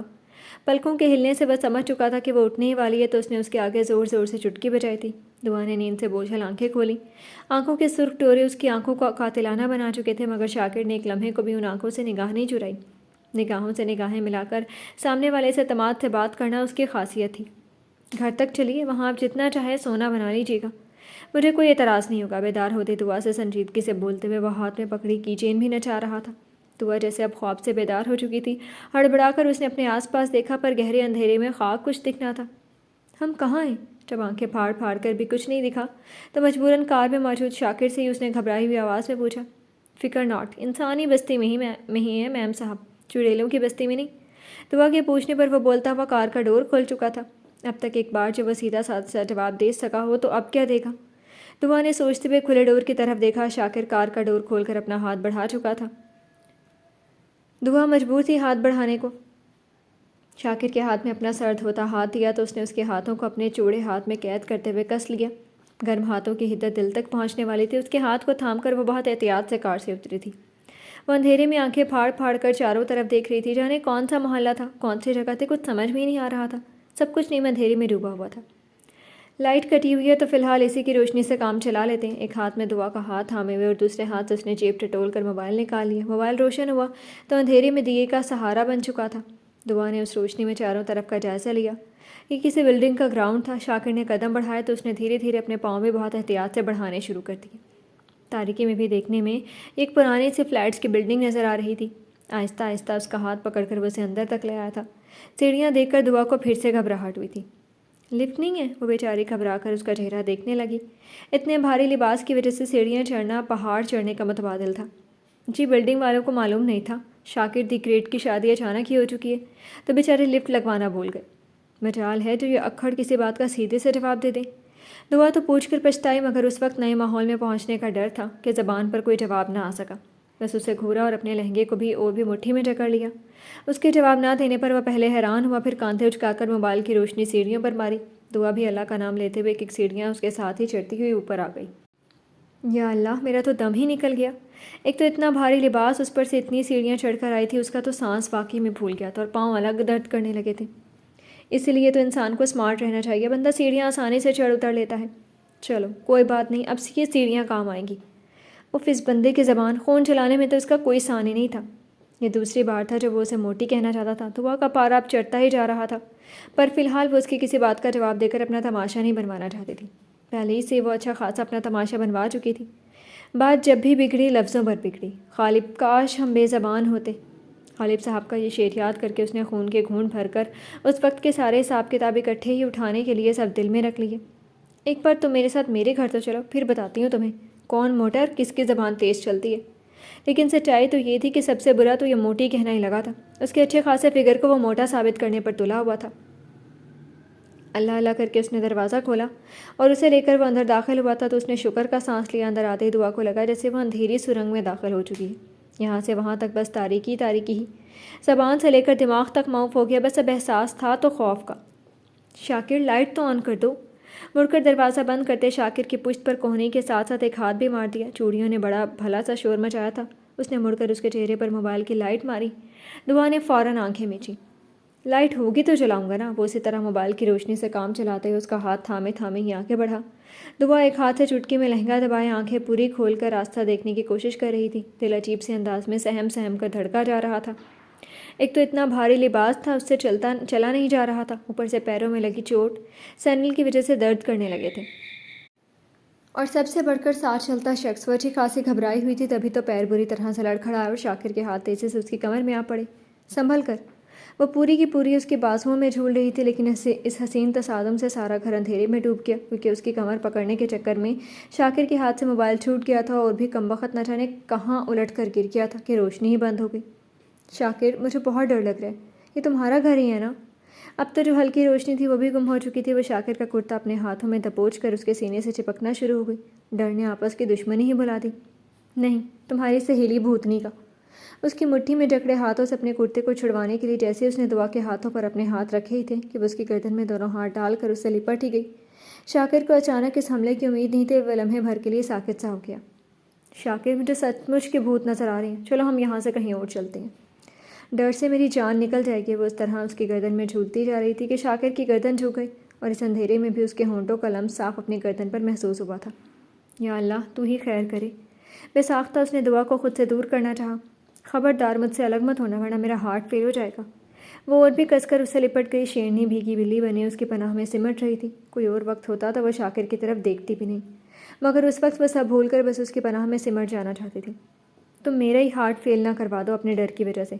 یا اللہ، تو ہی بچا مجھ کو، جیسے تو نے حضرت یوسف کو بچایا تھا زلیخا کے چنگل سے۔ دعا کی کمر میں دونوں ہاتھ ڈالے ہوئے اس کی اپنی بکواس بھی چالو تھی۔ اللہ تعالیٰ کو دہائیاں دینے کے بجائے پہلے سے کوئی انتظام نہیں کر سکتے تھے حضرت یوسف کے جانشین؟ ایک تو وہ ڈری ہوئی تھی، اس پر سے اس کی انوکھی دہائیوں کو سنتے ہوئے وہ تپ ہی گئی۔ تپی تپی سہمی سی آواز میں بولتے ہوئے وہ شاکر کی گردن میں اپنا چہرہ بھی چھپا رہی تھی۔ اسے دور کرنے کی کوشش کی تو وہ اس کا ہی کام تمام کر دے گی، یہ سوچ کر اس نے دعا کی کمر میں ایک ہاتھ ڈالا اور دوسرے ہاتھ سے دعا کا ایک شانہ تھام کر اسے زبردستی خود سے کچھ دور کیا۔ یہ ناول آپ کتاب نگری یوٹیوب چینل پر پڑھ اور سن رہے ہیں۔ مثلاً کیا انتظام کر دیتا میڈم؟ ایک دوسرے کے قریب اب اندھیرے میں ان دونوں کی آنکھیں آدھی ہو گئی تھیں۔ وہ ایک دوسرے کو دیکھ پا رہے تھے۔ کچھ نہیں کرتے، لائٹ کا انتظام کرتے۔ اس کا بس نہیں چل رہا تھا ابھی کہ ابھی خوب چلا چلا کر روتے ہوئے وہ شاکر کا سر بھی پھوڑ دے۔ جس نے ایسے اندھیرے بھوت خانے میں اسے لا کھڑا کیا تھا؟ آپ مجھ سے ذرا الگ ہو کر کھڑی ہوں تو میں کچھ سوچوں۔ اس کے چہرے کو لگاتار دیکھتے ہوئے وہ بھی اسی کے انداز میں بولا، ایک دم نہیں، جو کرنا ہے ایسے ہی کرو، خبردار جو مجھ سے الگ ہوئے تو میں تو اندھیرے میں ہی مر جاؤں گی۔ دعا نے ڈر سے اس کا کرتا دونوں ہاتھوں سے دبوچ لیا، کیا پتا وہ سچ مجھ کا چھوڑ کر چلا جائے۔ یار بس 1 منٹ کی بات ہے، چھوڑو تو مجھے۔ وہ اب خیر آرام دہ سا ہوا تھا، نرم وجود کا احساس پریشان سا کر رہا تھا، اپنی پوری زندگی میں پہلی بار ویسے احساس سے متعارف ہوا تھا۔ خبردار جو مجھے الگ کیا تو۔ وہ اور بھی سختی سے اس کا کرتا دبوچ کر اس کے سینے سے چمٹ گئی۔ شاکر نے منہ ہی بنا لیا، استغفر اللہ، ساری ہیکڑی تمہاری بس روشنی میں اور اپنے بھائی کو دیکھ کر آتی ہے چڑیل۔ شاکر نے گردن پیچھے کی طرف پھینکی، پھر بھرپور طنز کرتے ہوئے اس نے یہ امید لگائی شاید اس طرح وہ دور ہٹ کر بات کرے۔ ایک بار لائٹ آنے دو، پھر بھیا سے شکایت کرتی ہوں تمہاری۔ بڑے آرام سے اس کے سینے کو اپنا تخت سمجھ کر لپٹی میڈم دعا دھمکی دے رہی تھی، تب تو اللہ کرے لائٹ ہی نہ آئے۔ ہونٹوں سے سانس خارج کر کے اس نے دعا کی طرف پھر سے دیکھا، جس نے سر اٹھا کر اسے گھورا۔ بدتمیز انسان، مار ہی ڈالنا ہے مجھے تم نے۔ دلہن اپنے گھر لے جانی تھی تو لائٹ تو ارینج کر لیتے۔ آرام سے اس کے سینے سے چمٹ کر دھڑلے سے وز سے لڑ رہی تھی۔ حیرت تو یہ تھی کہ شاکر کو اس کے انداز پر اب غصہ نہیں آ رہا تھا۔ اصل میں بجلی والوں سے میرا 36 کا آنکڑا چلتا ہے، اپنے خاص سٹائل میں بولتے ہوئے انجانے میں اس نے ایک ہاتھ دعا کی کمر میں ڈال دیا۔ وہ اس سے اور قریب ہو گئی تھی، تاریکی میں وہ چاند سا چہرہ چمک رہا تھا۔ مطلب وہ آرام سے کھڑی اب شاید اس کی ساری محلے کی زبان سیکھ لینا چاہتی تھی۔ مطلب یہ ہے کہ ان کی میرے ساتھ نہیں بنتی اور میری ان سالوں سے۔ ایک بار تو سالوں کا تو میں نے منہ ہی توڑ دیا تھا، سالے کا دانت نکل گیا تھا۔ آرام سے بولتے ہوئے اس نے ایک ہاتھ اٹھا کر دعا کے سر پر ٹیکا بھی درست کر دیا۔ یہ کون سے جذبے تھے وہ خود انجان تھا، دعا کے حواس تو ڈر نے گم کر دیے تھے، ورنہ وہ اسے الگ ہوتے ہوئے 1 سیکنڈ بھی نہیں لگاتی۔ تم گالی دیتے ہو؟ دعا نے برا مان کر فوراً آنکھیں دکھائی۔ نہیں، یہ گالی نہیں ہے، یہ اپنی خاص زبان ہے۔ گردن جھٹک کر وہ اکڑا، گالی دینی اچھی بات نہیں ہے۔ شاکر نے آنکھیں سکیڑ کر ایک دن کی بی بی صاحبہ کی نصیحت سنی۔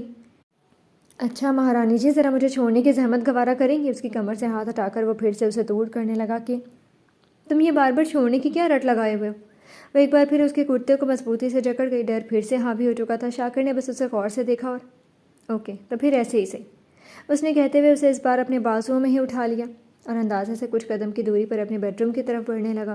تو وہ سانس روکے اندھیرے میں آنکھیں پھاڑ پھاڑ کر اس کی طرف دیکھنے کی کوشش کرنے لگی۔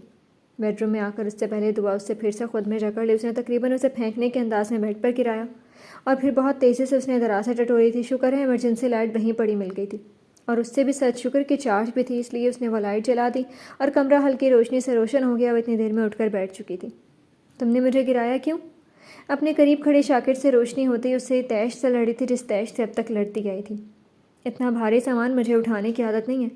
وہ کاندھے جھٹک کر اس کے قریب ہی بیٹھا اور ایک پاؤں اٹھا کر وہ اپنے پیروں سے جوتے نکالنے لگا۔ اب وہ کافی آرام دہ سا محسوس کر رہا تھا۔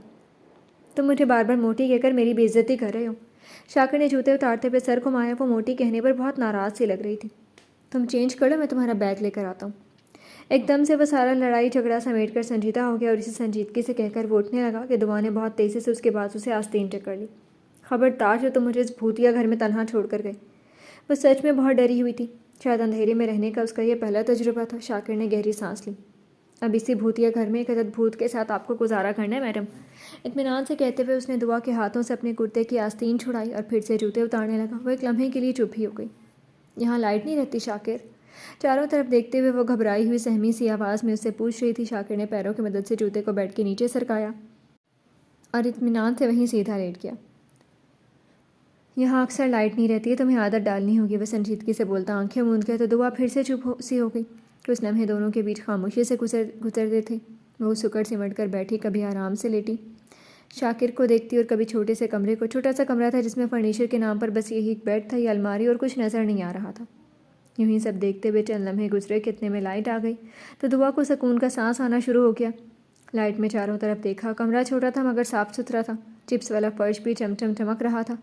شاکر نے ہر طرف دیکھتی دعا کو دیکھا اور ایک ہی جست میں بیڈ سے اٹھ کر کھڑا ہو گیا۔ لے چل گیا اے سی۔ ایک طرف لگے سوئچ بورڈ کی طرف جا کر اس نے سوئچ دباتے ہوئے دعا سے کہا اور سر اٹھا کر سیلنگ فین کی طرف دیکھتے ہوئے دعا نے بس آنکھ پھاڑی، لیکن پھر بھی کچھ کہے بغیر بس نگاہیں جھکا لی۔ اس ڈریس میں اسے اب بہت گرمی سی لگ رہی تھی۔ وہ چینج کرنا چاہتی تھی مگر کہاں کرے، واش روم بھی نظر نہیں آ رہا تھا۔ سر جھکا کر اس نے اپنے پیروں کی طرف دیکھا۔ نازک سینڈل میں قید پاؤں اچھے خاصے سوج رہے تھے۔ جھک کر سینڈل اتارنے میں اسے اچھی خاصی دقت ہو رہی تھی، بھاری لہنگے کی وجہ سے ہاتھ پاؤں تک پہنچ ہی نہیں رہے تھے۔ تبھی وہ حیران رہ گئی جب پاس ہی اکڑوں بیٹھ کر وجود نے ہاتھ بڑھا کر اس کا پیر تھام لیا۔ وہ ساکت سے اسے اپنے سینڈل اتارتے دیکھ رہی تھی۔ باری باری اس کے دونوں سینڈل کے اسٹریپ کھولتے ہوئے شاکر کو وہ ٹک ٹکی باندھے دیکھتے ہوئے عجیب سے احساس میں گھر چکی تھی۔ کبھی اتنی اکڑ اور کبھی اتنی کیئر کہ اس کے سینڈل تک وہ بلا جھجک اتار چکا تھا۔ میں تمہارا بیگ لے کر آتا ہوں۔ سینڈل اتار کر وہ ہاتھ جھاڑ کر کھڑا ہوا تو دعا چونکی اور اس نے تیزی سے نگاہیں پھیر لی۔ وہ باہر چلا گیا تو دعا نے چاروں طرف دیکھتے ہوئے اپنی جیولری اتارنی شروع کر دی۔ جیولری کے بعد بالوں سے پن بھی نکالتے ہوئے وہ بار بار سوچوں کے گرداب میں الجھی جا رہی تھی۔ شاکر بیگ لے کر کمرے میں داخل ہوا تو وہ اپنا دوپٹہ سائڈ میں رکھے بالوں کی پنیں نکال رہی تھی۔ دعا نے شاکر کو دیکھتے ہی دوپٹہ جھپٹ کر اٹھا کر اپنے دونوں شانوں پر ڈال لیا۔ یہ رہا تمہارا بیگ، تم چینج کر لو، کچھ اور چاہیے تو بتاؤ، اس کا بیگ رکھ کر پوچھ رہا تھا۔ جیسے ہی دعا نے نفی میں سر ہلایا وہ پھر سے کمرے سے بہت تیزی سے نکل گیا تھا۔ دعا نے بس جاتے شاکر کی طرف دیکھا اور پھر سے وہ کمرے کو وہ سر جھٹک کر بیگ کھولنے لگی۔ جب تک وہ لباس تبدیل کر کے نارمل حلیے میں نہیں آ گئی تب تک شاکر نے اندر قدم نہیں رکھا تھا۔ یہ ناول آپ کتاب نگری یوٹیوب چینل پر پڑھ اور سن رہے ہیں۔ اپنا لباس اور جیولری بیگ میں رکھ کر وہ پھر سے بیڈ پر آ کر بیٹھی تو ایک بار پھر سوچوں میں الجھ سی گئی۔ وقت اور حالات کس قدر تبدیلیاں زندگی میں رونما کر دیتے ہیں۔ کبھی سوچا بھی نہیں تھا کہ وہ رخصت ہو کر شاکر کے گھر پر آئے گی۔ اس نے تو واسق کے ساتھ اس کے گھر میں اترنے کے سپنے سجائے تھے، مگر ہائے رے یہ قسمت کے الٹے پھیر۔ شاکر کے اس کی زندگی میں آتے ہی تقدیر نے کیا پلٹی کھائی تھی۔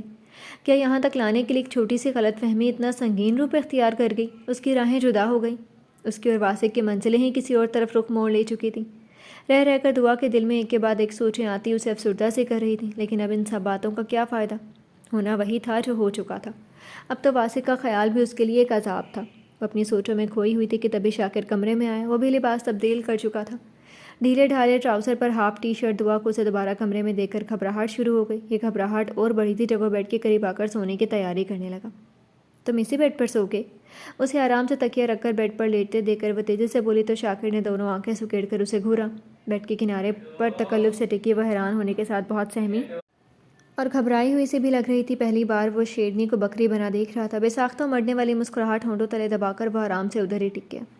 آج مجھے اتنے دن بعد اپنا بستر نصیب ہو رہا ہے تو میں کہیں نہیں جا رہا۔ صرف کہاں ہی نہیں گیا، بڑے سکون سے وہ پاؤں پھیلا کر سیدھا لیٹ بھی گیا۔ پیر پر پیر رکھ کر دونوں ہاتھ سر کے نیچے رکھ کر آنکھیں موند گیا، پر کچھ دوری پر موجود ہستی کی دل فریب خوشبو اس کی سانسوں میں کچھ عجیب سی کیفیت پیدا کر رہی تھی۔ پھر میں کہاں سوؤں گی؟ دعا کو تو گھبراہٹ کے مارے برا حال ہونے لگا۔ ایک ساتھ ایک ہی بیڈ پر وہ کیسے سو سکتی تھی؟ ادھر اسی بیڈ پر۔ ذرا سی آنکھیں کھول کر اس نے ایک ہاتھ سے اپنے ساتھ والی جگہ پر بستر پر ایک دو بار ہاتھ مارا اور پھر سے ہاتھ سر کے نیچے رکھ کر وہ آنکھیں موند کیا۔ دعا کا تو منہ ہی کھل گیا۔ اتنے چھوٹے بیڈ پر وہ کیسے اس کے قریب سو سکتی ہے؟ نہیں، مجھے ادھر نہیں سونا، تم باہر جا کر سو جاؤ۔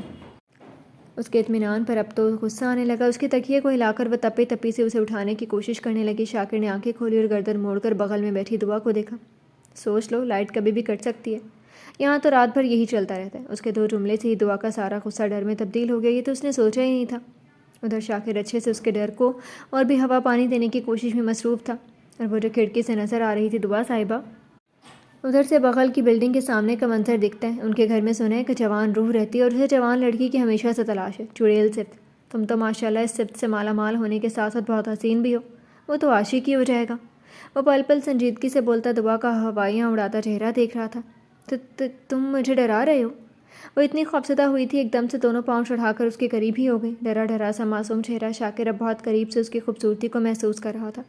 مجھے کوئی شوق ہے کہ تمہیں ڈرانے کا؟ خیر چھوڑو، تم تو بہت بہادر لڑکی ہو، میں باہر جا کر سو جاتا ہوں۔ وہ بے نیازی دکھاتا اپنا تکیہ اٹھا کر چلا جاتا کہ دعا نے سختی سے اس کا بازو دبوچ لیا۔ نہیں نہیں شاکر، اللہ کے واسطے مت جانا، میں نے صبح تک فوت ہو جانا ہے یہاں۔ اس کا بازو دبوچ کر وہ اب بس رو دینے کو تھی۔ ایک دم اجنبی ماحول اور اس کی سنائی گئی کہانی، وہ اچھے سے ڈر چکی تھی۔ بار بار کھڑکی کی طرف دیکھتے ہوئے عاشق بھوت نظر آنے لگا۔ پھر ہم ایک ہی بیڈ پر کیسے سو سکتے ہیں؟ وہ تکیہ رکھ کر معصوم سا بنا۔ نہیں، کیوں نہیں سو سکتے؟ دیکھو کتنی جگہ ہے۔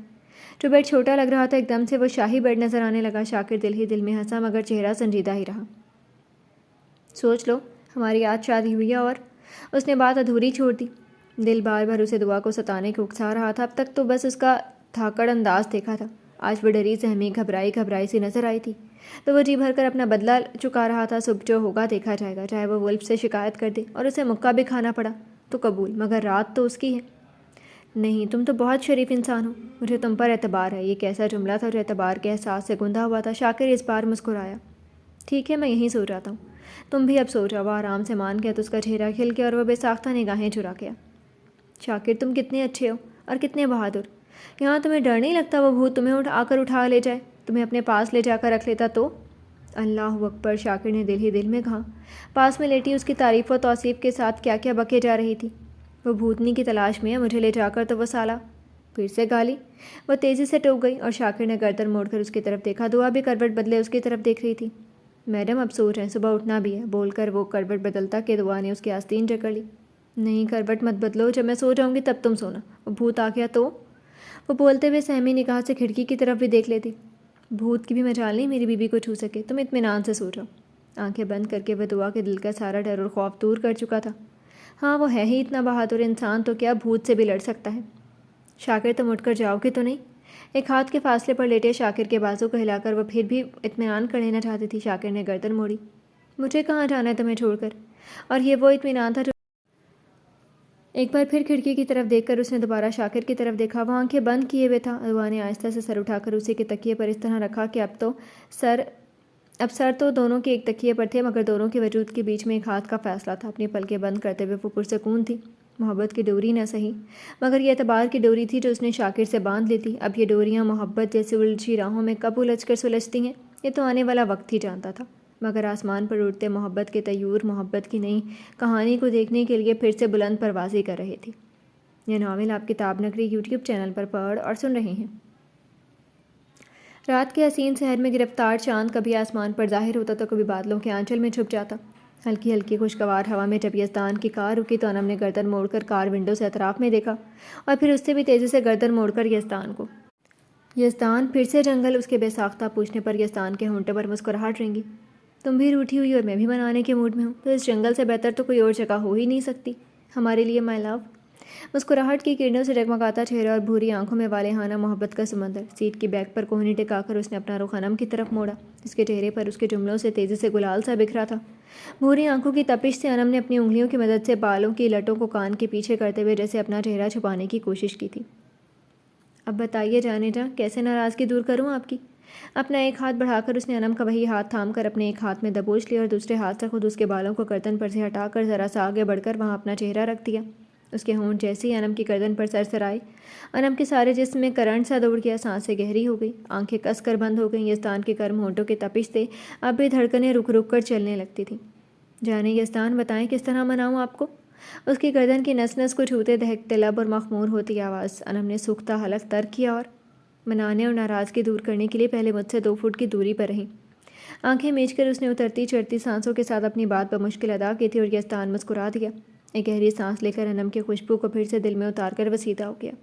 پر میرا فارمولہ دوسرا ہے، میں ناراضگی دور کرنے کے لیے قریب ہو کر اپنی تھیوری پر عمل کرتا ہوں۔ انم کے گالوں پر بکھرتی لالی کو دیکھتے ہوئے اس کے ہاتھ اب اس کی گردن پر سرسرا رہے تھے۔ انگلیوں نے بڑھ کر اس کے بالوں کی پن کو کھینچا تھا۔ انم کے بندھے بال پشت سے لے کر کاندھے تک اور رخسار تک آ کر بکھرے تھے، بالکل انم کی سانسوں کی طرح۔ میں ناراض نہیں، آپ رہنے ہی تھے منانے کو۔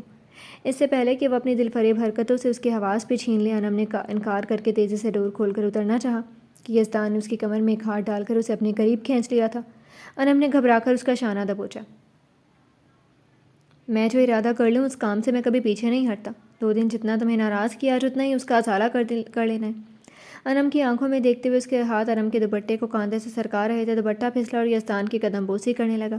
پلیز چھوڑے نا، نگاہیں ملانے کا حوصلہ تو کب کا ختم ہو چکا تھا۔ کسمسا کر اس نے باہوں کا تنگ گھیرا توڑنے کی کوشش کی۔ یہ جو دیوانہ پن مجھ پر چھایا ہے، تمہیں اس کا علاج کرنا ہے مائی لیڈی۔ یہ چھوڑیں، رہنے دیں، مت کریں، یہ سب مجھے پسند نہیں ہے۔ ایک ہاتھ انم کی گردن پر ڈال کر اس نے انم کا چہرہ اپنے چہرے پر جھکا کر اس کے سانسوں سے اپنی سانسیں جوڑی۔ کار سے تو نکلنے دیں گے؟ اس سے پہلے وہ بے خود ہو جاتا، انم نے اپنی ہتھیلی اس کے گرم ہونٹوں پر رکھ دی۔ ہتھیلی جیسے سلگ اٹھی۔ نیا ایکسپیرینس کرنے میں کیا حرج ہے؟ اف، یہ بھوری آنکھوں کی چمک۔ انم کا سارا وجود شرم سے جیسے پگھل ہی جانا چاہتا تھا۔ یزدان، آپ مجھے مار ہی ڈالیں گے۔ اپنا آپ چھڑانے کو وہ مچھلی تو یزدان نے فی الحال اس پر رحم کھا کر گریپ ڈھیلی کر دی۔ رہائی ملتی ہی وہ تیزی سے اس کی گود سے اتر کر اپنی طرف کا ڈور کھول کر وہ تیزی سے نیچے اتر گئی تھی۔ یزدان بھی مسکراتا وہ اپنی طرف کا ڈور کھول کر نیچے اتر آیا تھا۔ انم کار سے ٹیک لگائے ادھر ادھر دیکھتی، اب بھی اس سے نگاہیں ملانے کی ہمت بھی خود میں نہیں پا رہی تھی۔ دل تھا کہ اب نارمل رفتار بھول چکا تھا۔ ایک تو وہ دوپٹہ بھی کار میں چھوڑ کر اتر آئی تھی۔ انم نے تیزی سے رخ موڑ لیا۔ یہ وہی جگہ تھی جہاں وہ پہلی بار انم کو لے آ کر اسے اپنی بےتابیوں سے روشناس کروا چکا تھا۔ اس کی یاد میں تو وہ سارے لمحے مہکتی ہوئی یادوں کے روپ دل کے خانوں میں قید تھے۔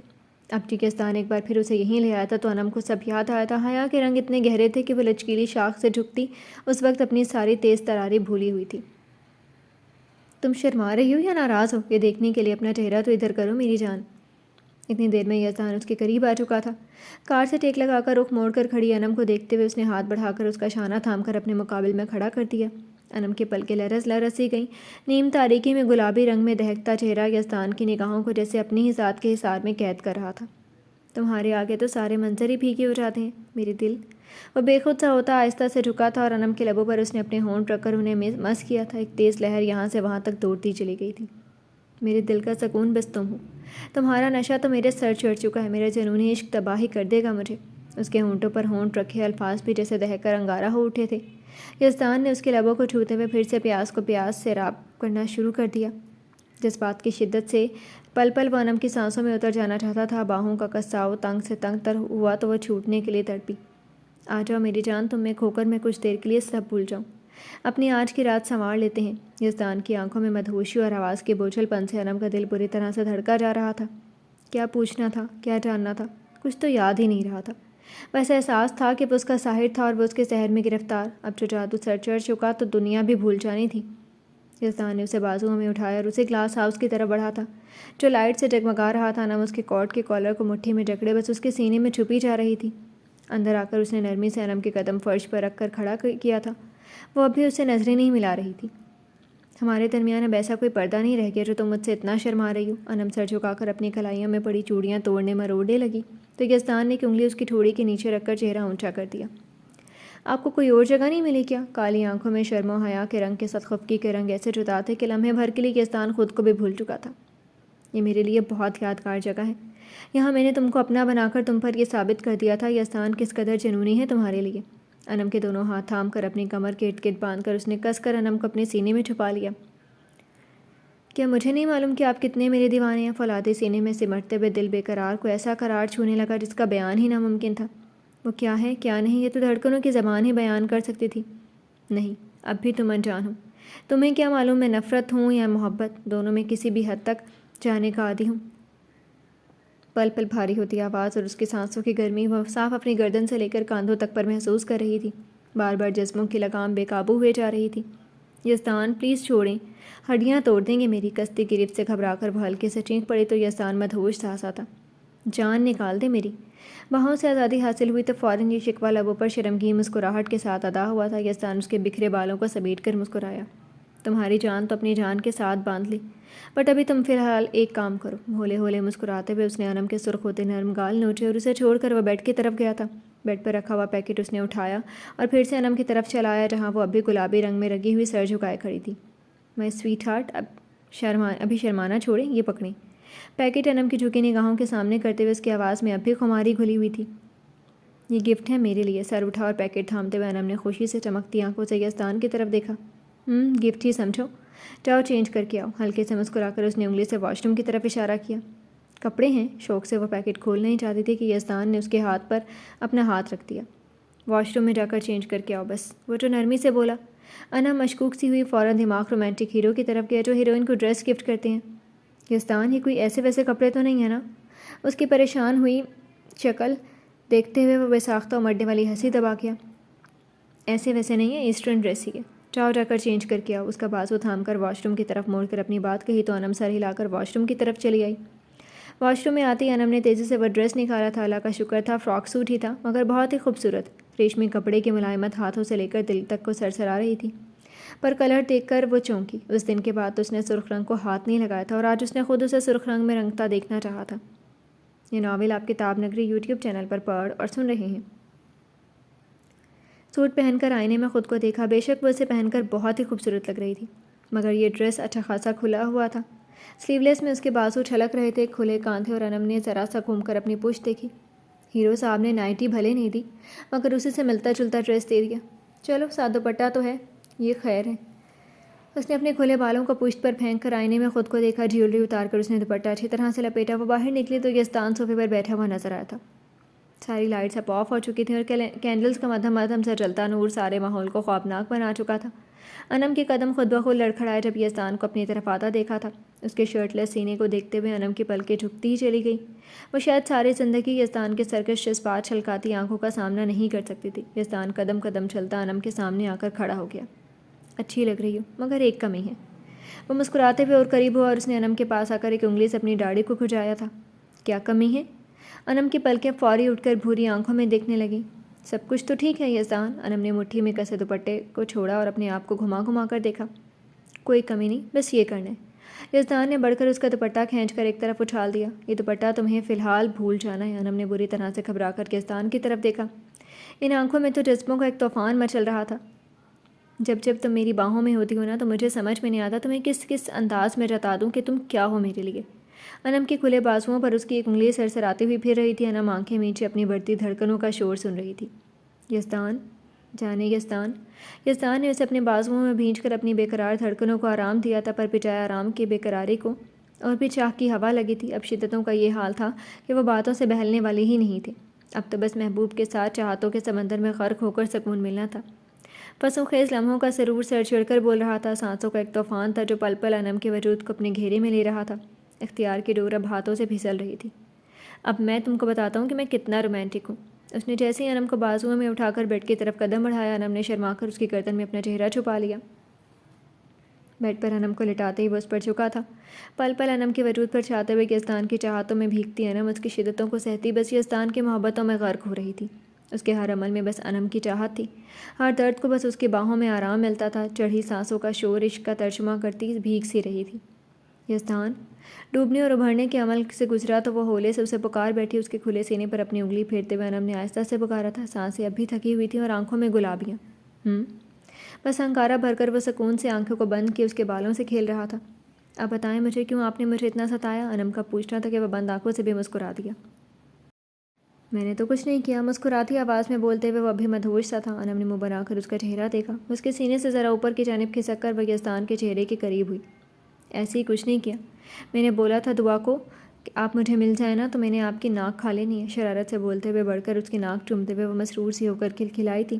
یزدان نے آنکھیں کھولی، بھوری آنکھوں میں وارفتگی کے ساتھ مل کر گلابی ڈورے تیر رہے تھے۔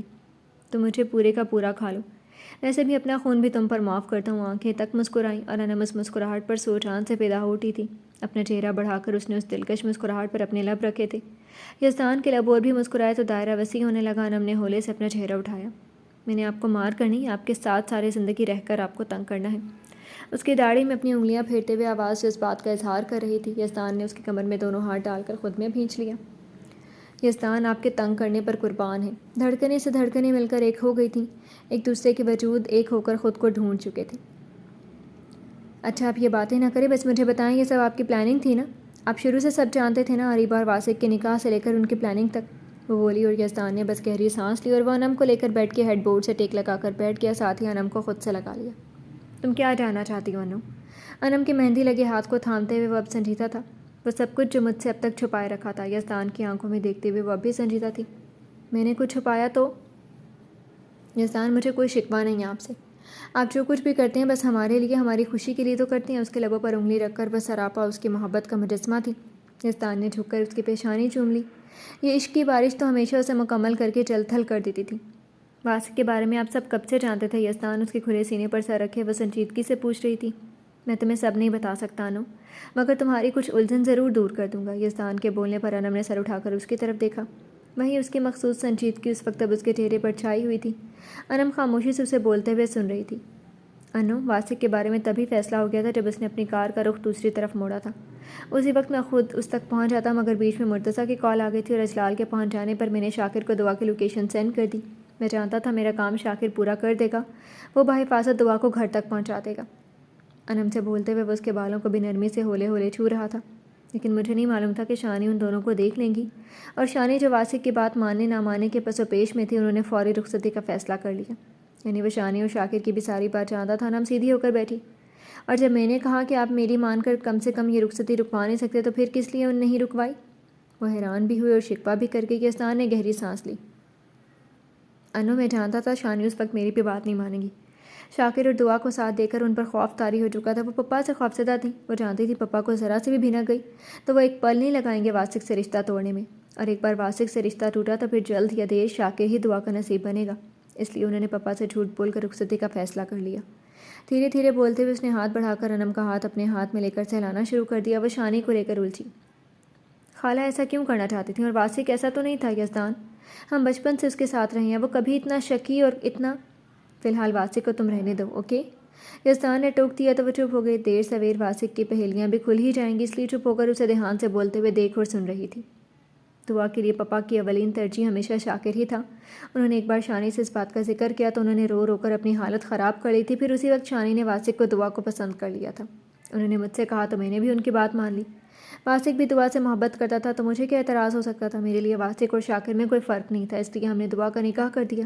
وہ دھیمے دھیمے بولتے ہوئے انم کے ہاتھوں کو اب بھی سہلا رہا تھا۔ انم سب غور سے سن رہی تھی۔ لیکن پھر سب بدل گیا۔ بس ایک رات شاکر سے دعا کی ملاقات ہوئی اور سب کچھ تبدیل ہو گیا۔ قسمت کا فیصلہ بھی۔ میں نہیں چاہتا تھا دعا اور واسق کا رشتہ ٹوٹے، لیکن شاید ایسے ہی شاکر کو دعا کی زندگی میں آنا تھا۔ انم نے ایک ہاتھ بڑھا کر اس کا چہرہ پیار سے چھوا۔ آپ نے تو کوشش کی تھی نا یزدان؟ پیار اور مان سے گندھی آواز میں بولتے ہوئے اس نے یزدان کو مسکرانے پر مجبور کر دیا۔ یہ ناول آپ کتاب نگری یوٹیوب چینل پر پڑھ اور سن رہے ہیں۔ ہاں، میں نے واسق کو پھر بھی ایک چانس دیا تھا۔ میں جانتا ہوں دعا جلدی غصہ ہو جاتی ہے، میں اسے بھی سمجھانا چاہتا تھا مگر مجھے موقع اور وقت نہیں ملا۔ اپنے گالوں کو چھوتے انم کے ہاتھ کو اپنے ہاتھ میں جکڑ کر کہتے ہوئے اس کے ہاتھ کو لبوں سے لگایا تھا۔ یزدان دعا کے ذہن میں وہی بچپن والا واسق تھا جس کے ساتھ وہ مرتضیٰ کی طرح ہنستی بولتی اور لڑتی بھی رہی تھی۔ بھلے ان کا نکاح ہو گیا مگر ایک تصویر جو واسق کی دعا کے ذہن میں تھی وہ تب بھی نہیں بدلی تھی۔ اس نے اسے اسی طرح ٹریٹ کیا جیسے وہ ہمیشہ سے کرتی آئی تھی۔ اس نے سوچا واسق ناراض ہے تو وہ بھی ناراض رہے گی تو ایک دن خود بخود واسق اسے منا لے گا، جیسے ہمیشہ اسے مناتا رہا تھا۔ انم ذرا دیر کو رکی۔ یزدان سنجیدگی سے سب سن رہا تھا۔ پر واسق نے اس کے ساتھ غلط کیا تھا نا یزدان؟ میں مانتی ہوں کوئی مرد برداشت نہیں کرے گا اس کے آگے اس کی بیوی غیر مرد کی محبت کا اظہار کرے، مگر واسق تو ہمیشہ سے اسے جانتا تھا۔ یہ بھی جانتا ہے وہ غصے میں الٹا سیدھا بول دیتی ہے۔ دعا کے ذہن میں بھی وہی اپنا بچپن کا واسق رہا ہوگا جو سب برداشت کر لیتا تھا، پر اس نے تو دعا کے ساتھ زبردستی کر کے اس کے خوابوں میں آگ لگا دی۔ وہ جانتا تھا دعا کے لیے ہر چیز سے بالاتر صرف کردار ہے، صرف کردار۔ انم نے بولتے ہوئے گہری سانس لی۔ اور اگر یہی اظہار واسق اس کے سامنے کرتا، یہ کہتا وہ بھی کسی لڑکی سے محبت کرتا، تو دعا کو کیا کرنا چاہیے تھا؟ یزدان کی بات کڑوی سے ہی مگر صدیوں سے یہی تو چلتا آ رہا تھا۔ ہم عورتیں ہی دوسری عورت کو غلط ٹھہرا کر ایسے مردوں کو اور بڑھاوا دیتی ہیں۔ انم کے پاس بھی جواب نہیں تھا۔ کیا اللہ نے اپنی کتاب میں نہیں کہا کبھی بھی اپنی پاک عورتوں پر تہمت مت لگانا، ان پر غلط الزام مت لگانا؟ دعا اور شاکر میں کیا تھا؟ صرف لڑائی اور جھگڑا، کوئی اور بات کبھی ان کے درمیان ہوئی ہی نہیں۔ 2 بار شاکر نے اسے گود میں اٹھا لیا تو وہ صرف مجبوری میں تھا، اور رات وہ اس کے ساتھ گیسٹ روم میں تھی تو پورا گھر بھی اس کے ساتھ تھا۔ میں اپنے کمرے میں تھا، نیچے شانی تھی، صبا تھی، نصر بھی اسی روم میں تھا۔ یہ کیا اتنا بڑا جرم ہوتا ہے انو کہ ہم مرد کسی بھی لڑکی کو کیریکٹر لیس سمجھ لیتے ہیں؟ وہ کڑواہٹ سے بولتا گیا اور انو بس اس کی شکل دیکھتی رہی، ساکت سی، چپ سی سنتی۔ میری بہن کا کیریکٹر شک کے آئینے میں دیکھنے سے پہلے واسق کو خود کو دیکھنا چاہیے تھا کہ وہ ایک لڑکی کے بہکانے سے ایک پل میں بہک گیا تھا۔ اگر میری تربیت نہیں ہوتی تو اسی رات وہ بدترین گناہ میں مبتلا ہو جاتا۔ وہ اپنے آپ کو کیوں نہیں کیریکٹر لیس مانتا؟ اریبہ کے ساتھ وہ کیوں آزادی سے پھرتے ہوئے اپنے آپ کو پاک صاف سمجھتا رہا تھا؟ اس کی باتیں سنتے ہوئے انم کچھ اور باتوں کو جان چکی تھی۔ پھر آپ نے اسے کیوں دوسرا موقع دیا یزدان؟ اس نے پوچھا اور یزدان نے گہری سانس لی۔ کیونکہ میں نے چاہا اس انتقام کی آگ سے کھینچ رہا ہوں۔ وہ انتقام کی آگ میں اندھا ہو کر مجھے آزمائش میں ڈال چکا تھا۔ میرے پاس ایک طرف دعا ہے اور دوسری طرف اریبہ۔ اس بار انم کو کچھ بھی سمجھ میں نہیں آیا تھا۔ کیا مطلب؟ وہ ناسمجھی سے پوچھ بیٹھی۔ مطلب ابھی نہیں بتا سکتا۔ یزدان نے سر جھٹک کر مسکرا کر اس کا گال چھوا تو انم نے بھی ضد کرنا مناسب نہیں سمجھا۔ مت بتائیں، پہلے بھی کچھ بتایا تھوڑی نہیں تھا۔ میں اس دن کتنا روئی تڑپی مگر بادشاہ صاحب نے ایک نہیں سنی۔ اپنی پلاننگ بتا نہیں سکتے تھے مجھے؟ وہ اس رات کے لیے شکوہ گو ہوئی۔ یزدان نے اسے کھینچ کر اپنے قریب کرتے ہوئے سینے میں جکڑ لیا۔ میں نے اس طرح ہی سب پلان کیا ہوا تھا مائی مسز۔ سیدھے سیدھے اگر میں شانی سے سب کہتا تو وہ کبھی نہیں مانتی۔ میں نے اس طرح سب پلان کیا کہ شانی کے پاس شاکر سے دعا کی شادی کروانے کے علاوہ کوئی آپشن ہی نہیں بچا تھا۔ انم کو اپنے بازوؤں کے اظہار میں لیے ہوئے وہ بستر پر لیٹ گیا۔ پر خالہ کا شک بے بنیاد نہیں ہوا تو؟ اس کے سینے سے سر اٹھا کر اس نے سوال کیا۔ یزدان نے انم کے گالوں پر آتے بالوں کو ایک انگلی کی مدد سے اس کے کانوں کے پیچھے کیا۔ شاکر اور یزدان میں ایک بات کامن ہے، وہ کبھی بدلتے نہیں ہیں۔ یہ وہ اعتماد تھا جو کبھی ٹوٹ نہیں سکتا۔ شاکر کو اس نے یزدان میں ڈھال دیا تھا۔ ولف کے لیے ایک اور ولف کا سانچہ شاکر عباس تھا۔